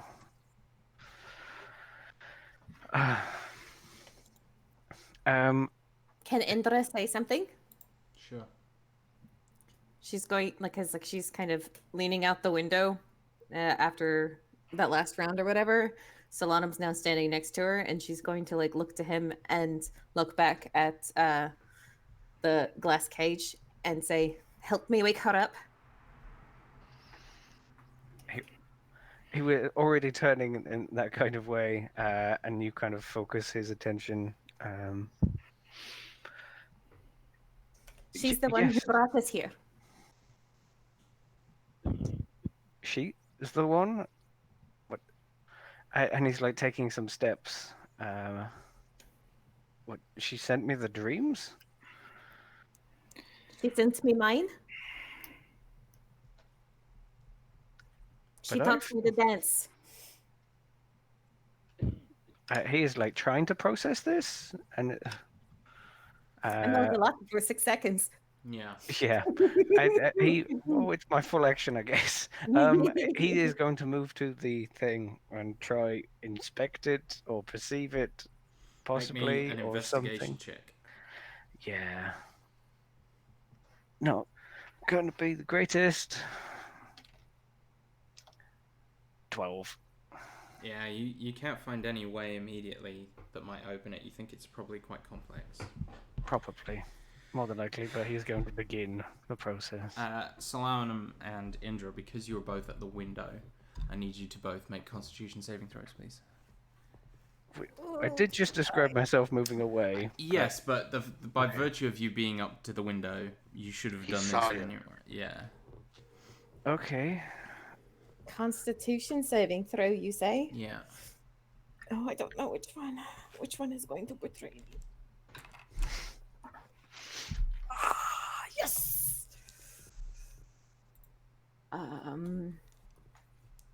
Scrolling up. That is a 19. I got a 9. Okay. So I turned to look at this thing and was like all confused and speaking to her, and then something hits me, I guess. Solanum, you take 8 points of poison damage as the acid rain just whips into your face. Okay. I thought I was being eye beamed, and I was just going to go No. and hit the ground dead. No. Okay. Speaking of eye beams, though, He hisses and has definitely moved away from the window. No eye beams. Please, thank you. This is not happening to it is about to. to the I others forgot. outside. I forgot to do it to Og once, but it is about to okay. happen to Ezra and Og. there goes. Ezra. That's gonna be a save of dexterity, please. I've got horrible dex saves. I have an inspiration that I'm going to use to re-roll that one. Oof. And hope and pray that a 14 is better. It is not, I'm afraid. Is that including your paladin buffs and everything? Okay. These dice have betrayed me. Oh. Ezra, you've journeyed far, but this eye stalk turns and looks you directly in the face, and you know that it's over. A death ray strikes you in the face. You take 77 points of necrotic damage. Did you use the bardic inspiration I gave you? I mean, no. Let's see if that makes it better. That would make it a 17. And If you at allow the it. last second, at the last second, the curly-haired man swoops beneath you, and the eye ray moves and begins tracking that instead of you, and the death ray misses. Oh, thank God. Morgan, please. The play. Yep. Hashtag Bard so hard. Morgan's arc in this game has been amazing because at the start he forgot to do bardic inspirations at all, and then at the end he remembered a bardic inspiration that everyone else forgot for the clutch save. So that's the true story here. That was about to get real depressing real quickly. Indra, Oh, yes. your turn. Okay. I could continue to shoot it, or I can try and open the cage. I'm going to run over and try to see if I can figure out how to open the glass cylinder tube. Investigation check. Does it have to be? Can I just beat it with something? Okay. Don't betray me. I am very dumb. I need a high roll. Although I've got cocked on my notebook. I have to roll it again. It was better when it was cocked. That is a 5. You do not find a way to open this. And that's like my action to do so? Yeah. Okay. She's going to spend her bonus action beating on the glass. It does not break. At the end of your turn, Indra, Bash, Bloodbear, make me a Constitution saving throw, please.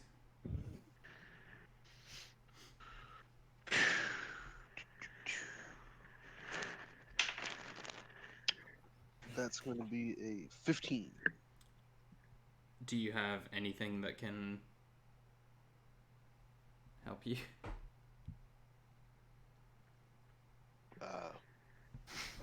Any inspirations, perchance, or such? I believe I already used my bardic inspiration, so no. Then It's a 15. you are paralyzed, All right. and as a result, you fall. Fair. So, you said that it's not 200 feet; it's above 200 feet. But You I think have got it down to 370 feet. right. The D&D fall damage maxes out at about 200 feet's worth of fall damage, I think, because you reach terminal velocity. It's going to be a hell of a lot of damage. Yeah. You might survive, maybe. I got the giant ape's HP first, right? So You do. Does he? No, wait, hold on. Does he fall past the paralyze the anti-magic cone of the main eye as he slides off? he is He'll on get the what- back. Because that will. That is- No, come on, Rob. That is not how science Come on, works. Rob. I'm sorry. Come on, But also Rob. then he'll fall out of the cone again and be reparalyzed, Yes. right? No, because it anti-magics the effect. But he'd And still be it- falling. It only suppresses Yes. while He- it Yeah. is looked at. That's true. Oh, really? So And- he'd get like and he'd maybe still 2 be falling, seconds yeah. to like do something, and then he'll fall out of the vision again and be Right. paralyzed. Oh, but maybe he could grab onto the eyelids and be all like, it's better than falling. It is no. If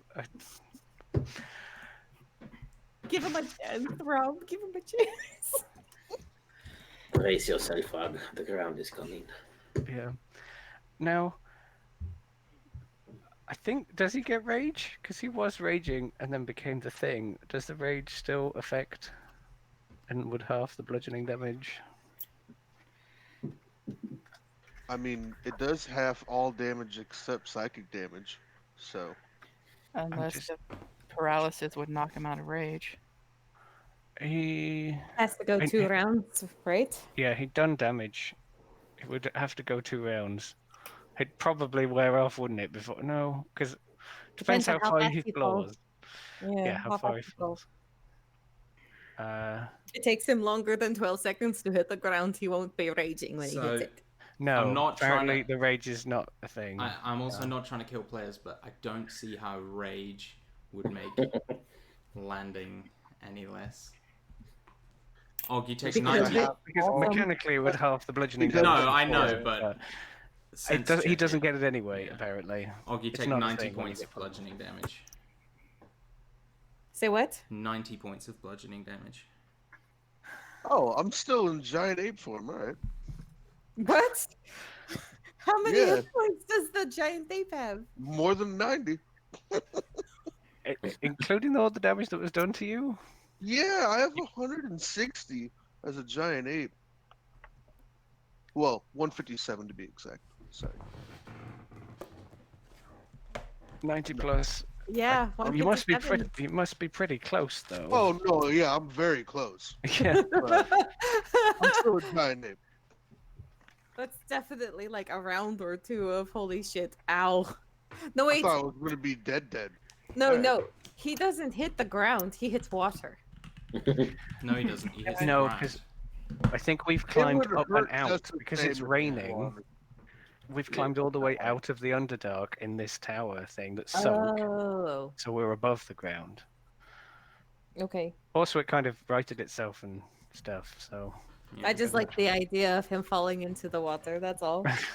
And going up in like a giant cannonball. Swoosh. I'm glad you survived that, Sock.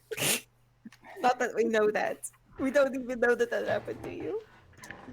I mean, Ezra probably like. I mean, screamed Ezra hog. knows, but yeah. You don't know what happened, but you know something happened. And also, Ezra's not heavy enough to keep this thing from floating down now, so Correct. elevator goes back up. Lucius, it's your turn. All right. I'm gonna get up and go over by Indra and looks at her, looking at this form in this glass tube. He gives this glass a couple knocks. Is it like a heavy duty sort of glass that she's encapsulated in? Yes. And what is Soul doing? Was he on top of He it was, or looking he at was, it? he was investigating it. yeah, I'm trying to figure this thing out too, but it's arcane machinery and Right. my specialty. We're very dumb. Help us, Aloysius. I'm not that dumb. I'm just nature. Go around, taps the glass a few times. Can I see if it's? I don't have sense magic or anything. Does it look like regular glass to me, or like maybe just really heavy look like glass? it's not normal glass, but it's glass. Like it's not it's not magical. It's not anything like that. But it's like very strong glass. Gotcha. He says, I do not know. He glances outside and looks at his blonde, bushy bearded friend. Being that they got them outside, I'm gonna let that concentration fall so I can have my action. I'll run my hands over this glass, looking at all the intricacies, the metal bars that it's formed between and stuff. Place my hands on these. I'm gonna try heat metal to see if I can somehow melt this glass, since glass has a fairly low melting point. So, I mean, it has to be a metal thing you heat with heat metal. So you could melt Did the you say? Pardon? Oh, yeah. You said- Well, You said that there was metal So there's like around metal, metal bits holding it up. Like, but it's not made of metal. It is like a perfect glass tube. So you could melt the metal around it and. well, though glass would have a lower melting point than the metal. Was my intention. But the spell only works on metal. Is sort of the. It's not like you just make heat. It's like you take metal and heat it. I don't know. But still, you can soften up that metal and we can break it, maybe. That works. Like, yeah, you could also just break the glass. I mean, if we had a spell that could break the glass, we would do that, Rob. I think that's called an axe. If we had one of those, we would do that, Rob. I mean, a sword would probably work. I Also, cast brick. You can make axes. Don't judge me, Rob. I I'm just used saying. my action to. You could make a investigate. war pick. It takes an action to do so. I use my action it. to investigate. What are you doing, Alicia? So you're melting the metal Not around it? If that looks like it'll do something, then yeah, because I can't make an axe and I don't have an axe. I have a rapier, but that ain't gonna do anything to glass. So Okay. It'll So just go. maybe Ting. to try and get it to tip over to smash, or something of Yeah. that sort. So you melt the metal around it at the top, and it slowly begins to teeter and then falls. It smashes on the ground, and the woman is like cut to ribbons inside. She doesn't stir. She just lies there. She'll be all right. Oops, we killed her. Adventure over. At the end of Alucius's turn. I have one Unless- inspiration point yeah. left to give to I don't know. Indra, so let's see. Goes to Maybe Indra. Ezra, the one dueling the beholder, but you it might can't be see back her up if here in a it's- moment. Oh, Yeah, I can't. And it has to be within 60 feet. Yeah, that's what I was thinking. So They are still in 60 feet. well, I mean, if I can still see her and she's within range, then yeah. Otherwise, it would be Indra. But I don't think you can see her. so I was assuming she was already down below the window. Yeah, she is.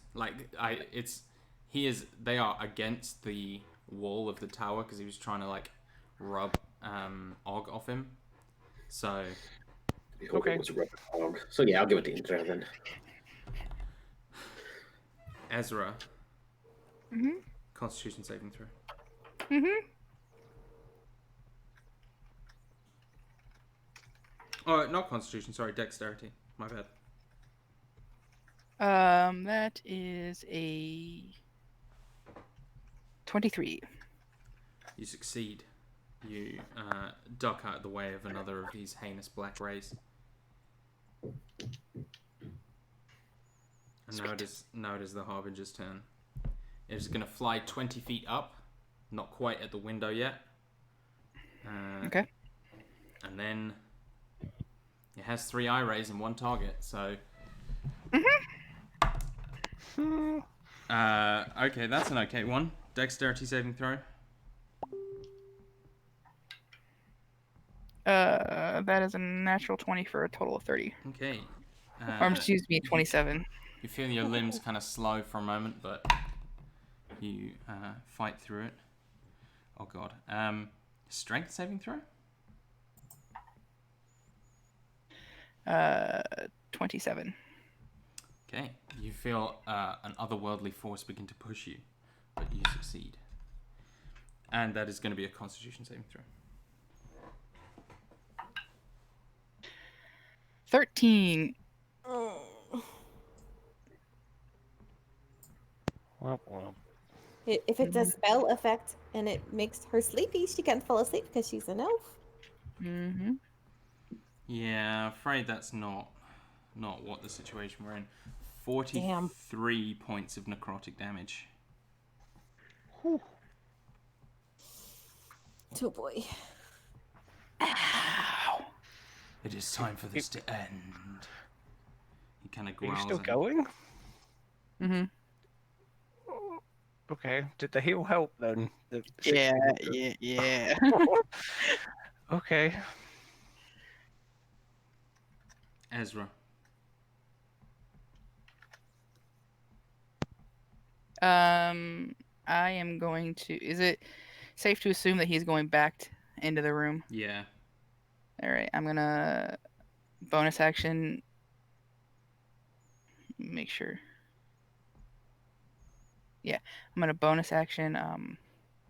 Misty step back up into the room, Okay. and then I'm gonna action.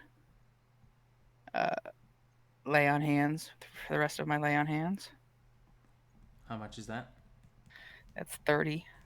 Nice. And try to move away from the window. And that's my turn. At the end of your turn, the Harbinger screams and is going to turn his disintegration ray on the tower itself.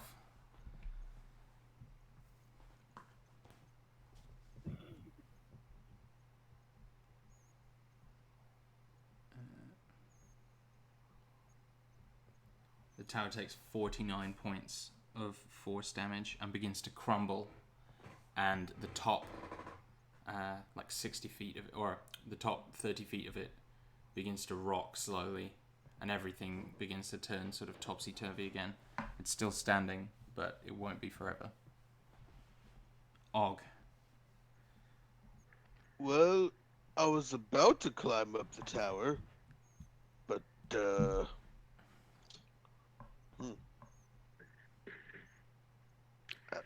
I guess I'll just wait. So, just because... Yeah, actually no, that's fine.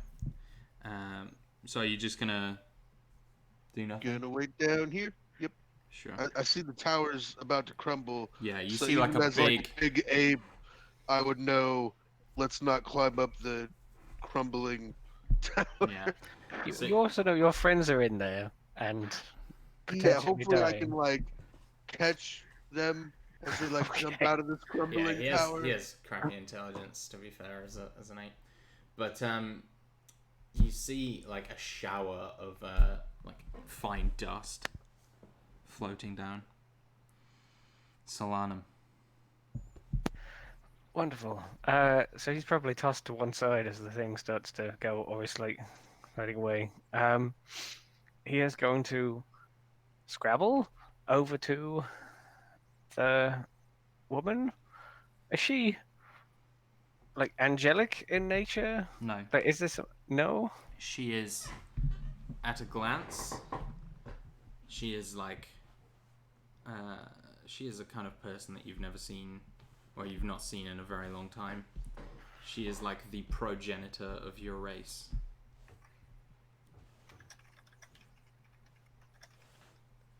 Okay. She's Fae. Right. So he can assess similar qualities or features or feel the magic, kind of, or he feels a connection. Yeah. He's going to scrabble like over the floor and get to her side and put a hand on her arm or something. And if you were the one that sent me the dreams that took us on this path, the path is coming to an end. You need to find us a new one, or you need to guide us to a new one. He's going to do second level cure wounds on the woman, try heal some of her horrible glass, shattered, scar, whatever wounds. Oh, not bad. 18. You see her wounds close up, but she does not stir. She doesn't even breathe. There is a very defeated sigh escaping from him. Indra. On Indra's turn, she's going to raise her left hand and use her bonus action to make the ring that is visible on her right hand, make the ring on her right hand visible again. And it is a like platinum band that has like blue whirling waves that are similar to the markings on the woman's face. And she's going to pull it from her hand. And as she does, like her form kind of goes a little bit more ghostly and pale and white as she slides the ring onto the woman's finger and says, "I have brought you home, Sephona." You see a light pass from the ring up the woman's arm, and her skin begins to glow faintly. She grows younger every second. Indra, see, you described a little bit of what happens, but you didn't describe everything. Indra becomes completely incorporeal. Her hand, her arm, her chest, her head, everything fades to mist, and her body slowly turns to nothing.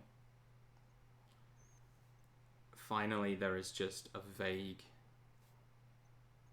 shapeless mist hanging over Siphonia.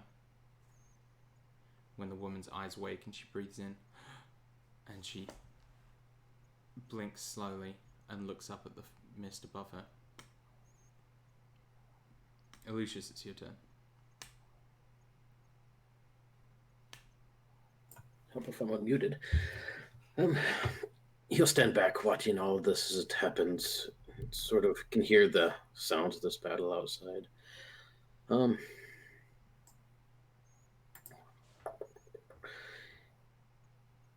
Is the window within range for me to run over there so I can see what's going on? Okay. Yeah, I'm gonna run over to the window, hoping that between Sol and Indra, they can, well, not so much Indra anymore, but deal with these. So I'm gonna run over to the window, looking down, and he'll start to smile, laugh a little bit. You can hear his whispers, this infernal language, this small purplish sort of smoke drift from his mouth. Is it within 60 feet, I assume? It is. All right. I'm gonna use dissonant whispers then. I have one left of that. Distraction. Doesn't tell me what kind of save though. Distraction. Successful save. Wisdom saved. DC 15. 36. That's a natural 20. Oh, half damage then, I guess. But see, 9, 10, so 5 points of damage, psychic damage.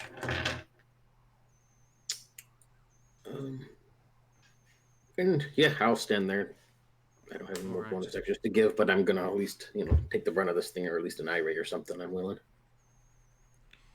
Yeah, it floats. Trying to basically block the window as much as possible. Yeah. It floats up the rest of the way, and you are the only target in sight. Fuck. Dexterity saving throw, please. I'm good at that. Not when I roll a natural 1, though, so yeah, that's a fail. Are you going to use my inspiration? Go for it. I rolled another natural 1. Oh, That die is gone. Anyway. How much health do you have left? I have 12. You take 63 points of necrotic damage. Bah, that's nothing. And as you're reduced to 0 hit points, Lucius dies. As that was a fucking death ray.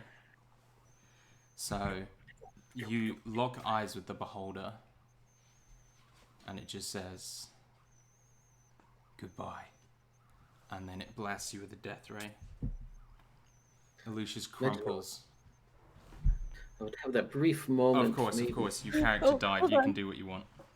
Hold on. Can I just say, if it was looking at him with the cone eye, it wouldn't be able to target him. It was looking at his feet. Liar, but okay. Well, you said, that's how codes work. Meow, meow, meow, meow, meow.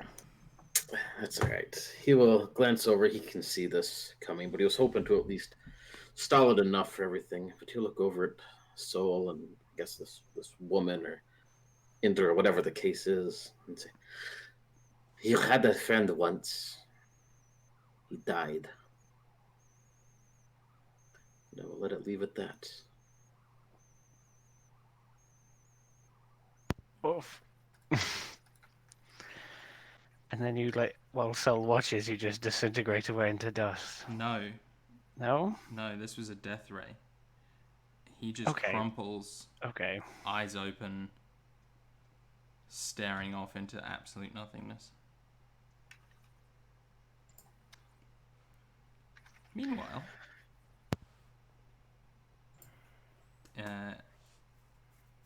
there are 2 more rays. Mm-hmm. Ezra. Dexterity saving throw.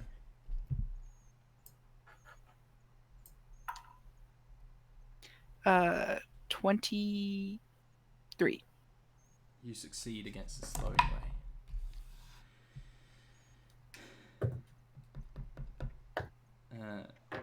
Sorry. What's your name? Solanum. Wisdom saving throw.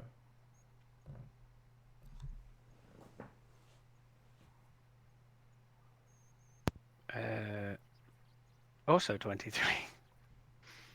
You succeed against the sleep ray.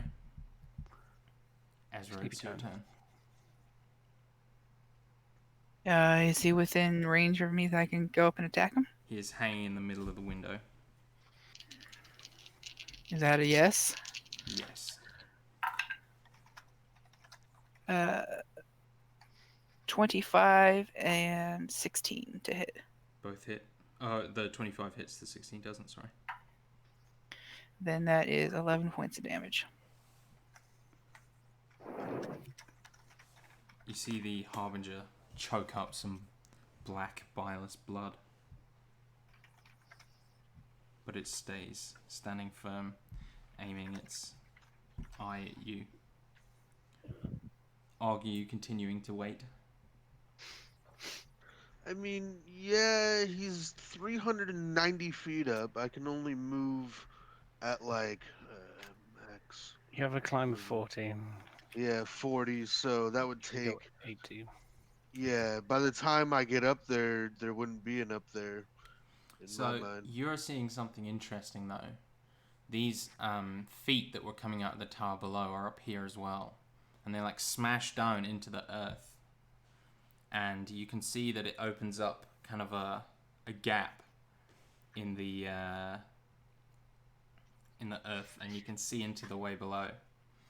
And then you see, because who doesn't love a Deus Ex Machina, Dala flying up through one of the holes created, massive wings beating as she comes to stand beside you.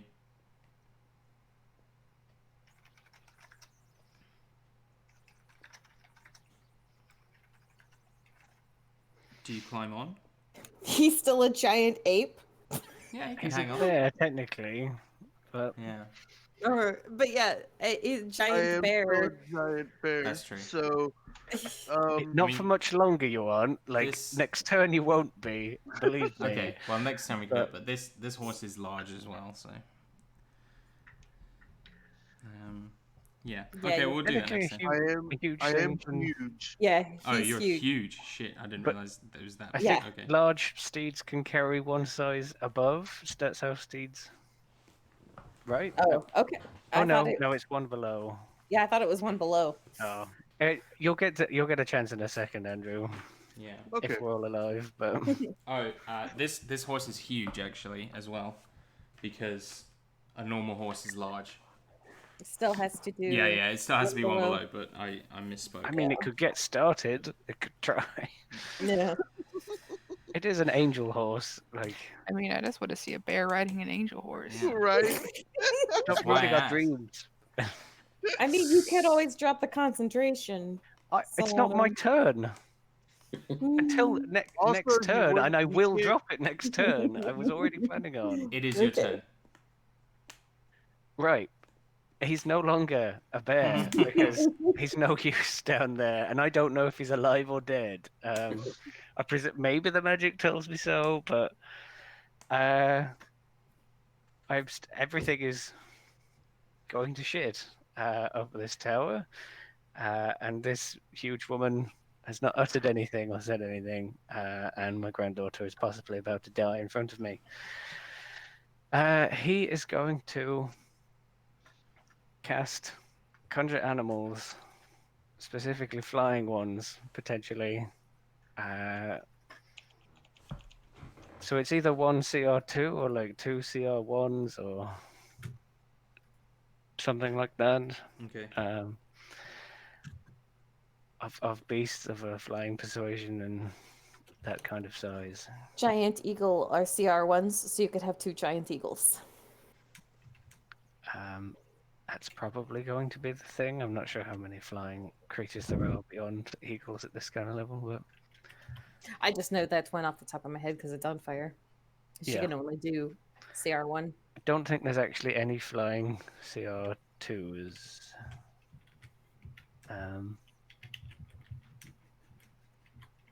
By the looks of it. Yeah, I'm just. There is a Quetzalcoatlus.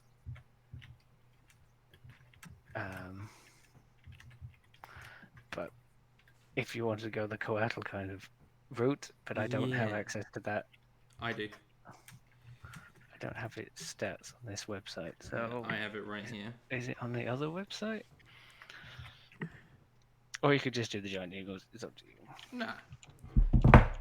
Let's be in flavour, shall we? I'll send you the stats post haste. Cool. So, yeah, you summon up something from ancient memory, and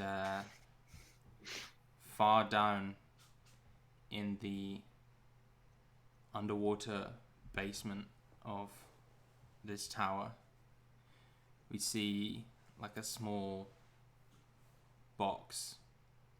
It's like a little kind of chest, and it kind of rattles a bit and then falls on its side, and it cracks open, and a tiny little snake slithers out, surrounded by eggshells, still kind of slightly moist. And as the snake slithers towards the stairs, it grows, and within seconds, it's huge.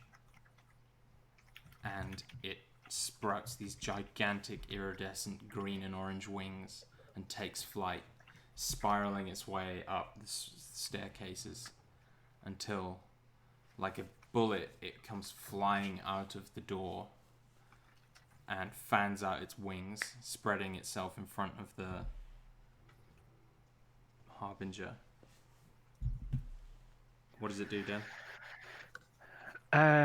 So, reading the thing, it has a dive attack. If it is flying and dives at least 30 feet towards the target and hits with a bite, it does extra damage. And also, if it flies by, it has flyby, so it doesn't provoke opportunity attacks.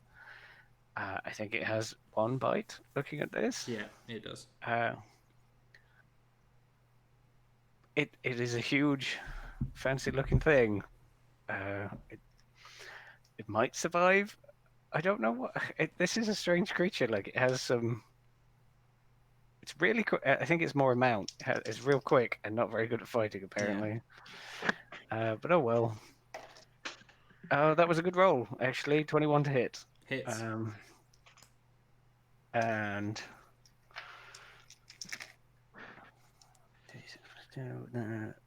10, 12. Can it also get the flyby attack damage?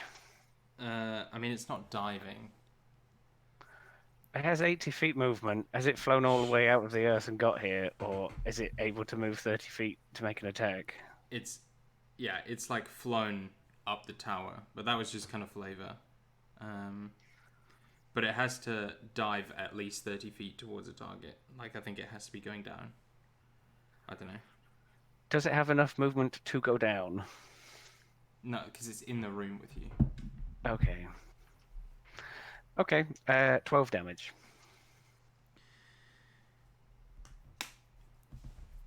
You see this creature just flies straight towards the beholder. It tucks its wings in, and though all of you have shown fear, this thing shows none. It opens its jaws wide and buries itself in the eye of the Harbinger, ripping at the flesh. The Harbinger screams and bellows. Eye rays fly off at random, but it tumbles out of the sky, dead. Cypherna sits up slowly, kind of panting and staring at the mist. And she says in that low, calming voice, "Do not worry, little one. I would not have asked you to come here to give your life for mine." She takes off the ring and holds it out to the mist. And then she reaches down and pulls a dagger from her robes and cuts across her palm. And the blood kind of bubbles up and covers the ring. As you watch, this empty floating cloud that was once Indra kind of moves towards the ring. And Cypherna says, "This is your anchor. This body is my gift to you."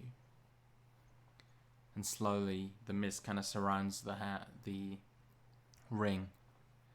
And you see, very slowly, it kind of forms itself into a hand that slips the ring on. And like the reverse of when Indra removed the ring, her form slowly solidifies and grows back once again until she's kneeling before Cypherna, their hands locked together. And Cypherna kind of stands and pulls Indra into a quick embrace. "Thank you," she says. And the tower kind of rumbles and tilts once more.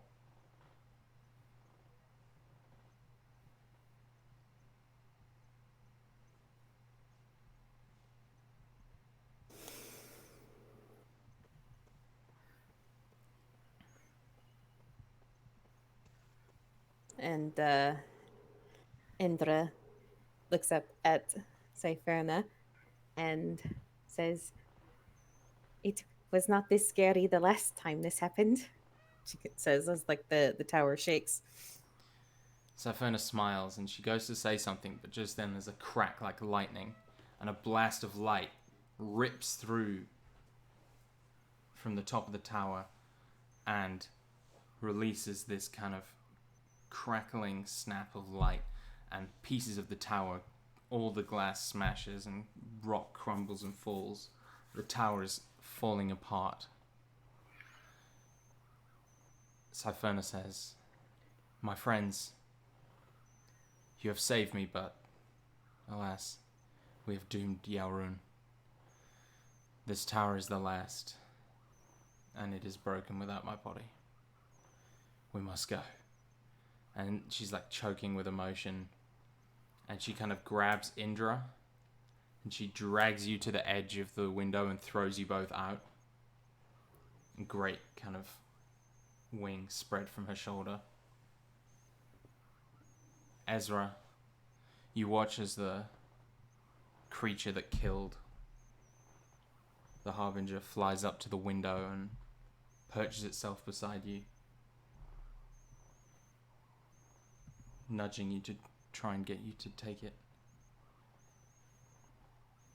I'll turn to Saul and kind of, "Are you coming?" Saul, you turn and look at the center of the tower, where Siphona's body was. You know what you have to do.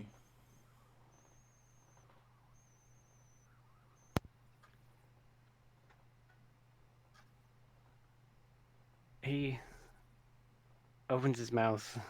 No words come out for a moment.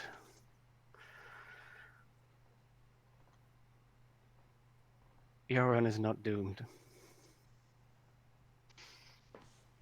I've not lived all these years to see it die now.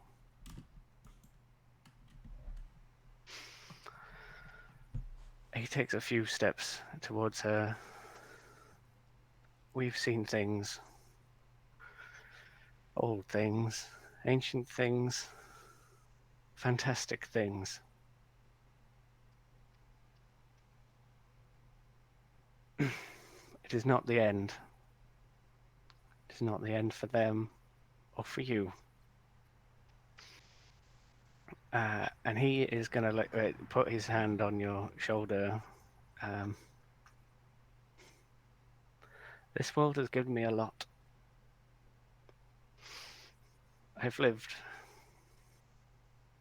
when many others haven't, and for far too long.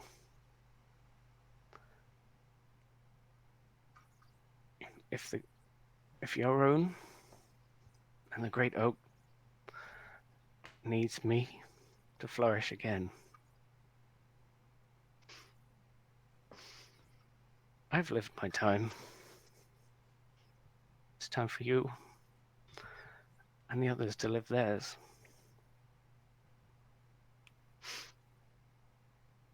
And there's like tears streaming down his eyes, face,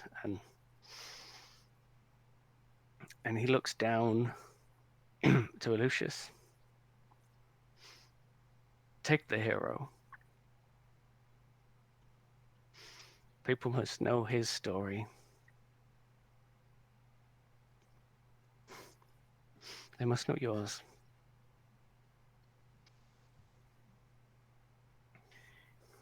And they will know yours.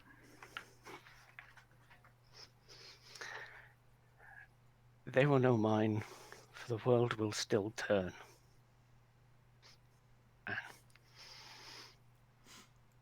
He wipes away a tear from your face, I presume is there. Yes.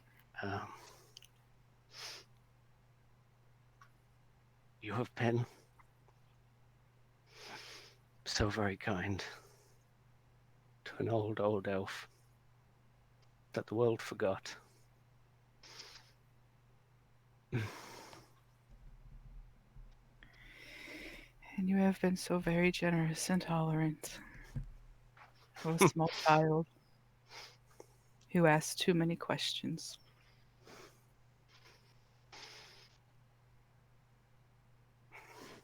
The world will always need answers, and it will always need those who ask too many questions.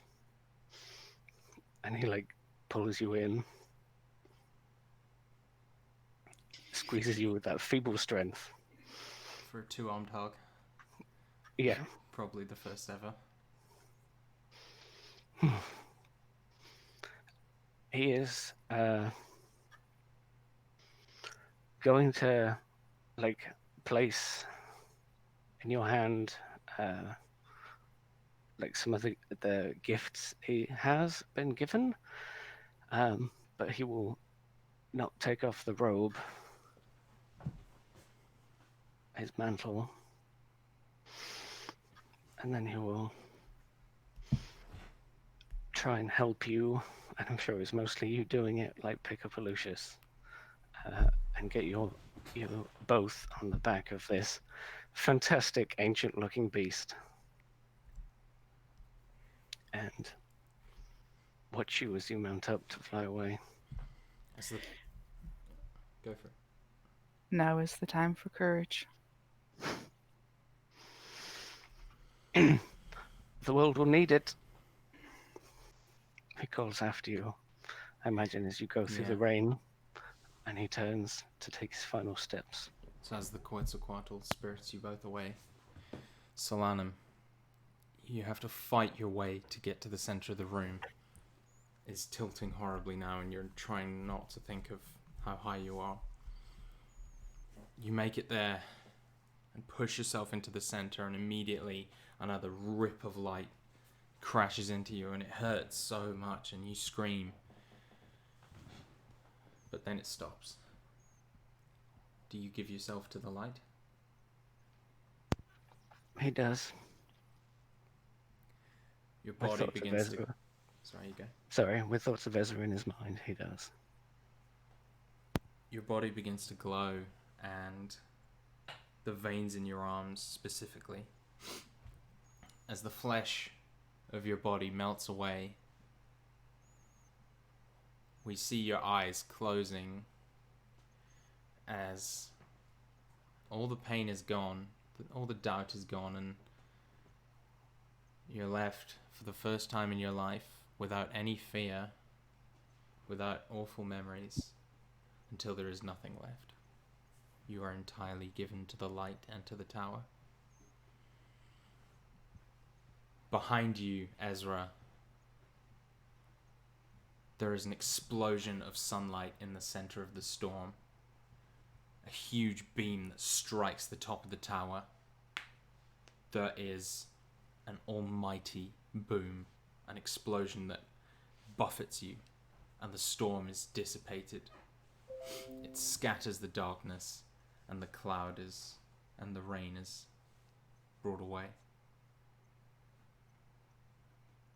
The tower reaches out with more of the stone arms, these great fingers that crash into the earth and lift it yet higher, pulling itself up.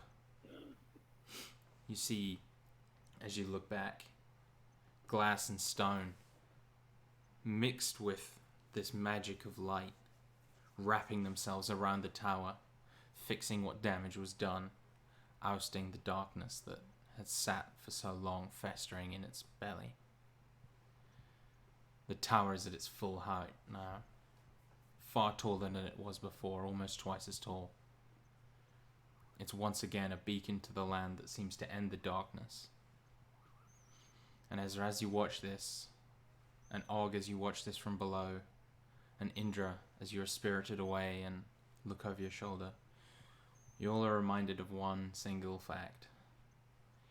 In the deepest, most unending darkness, it only takes one candle to bring light to the world.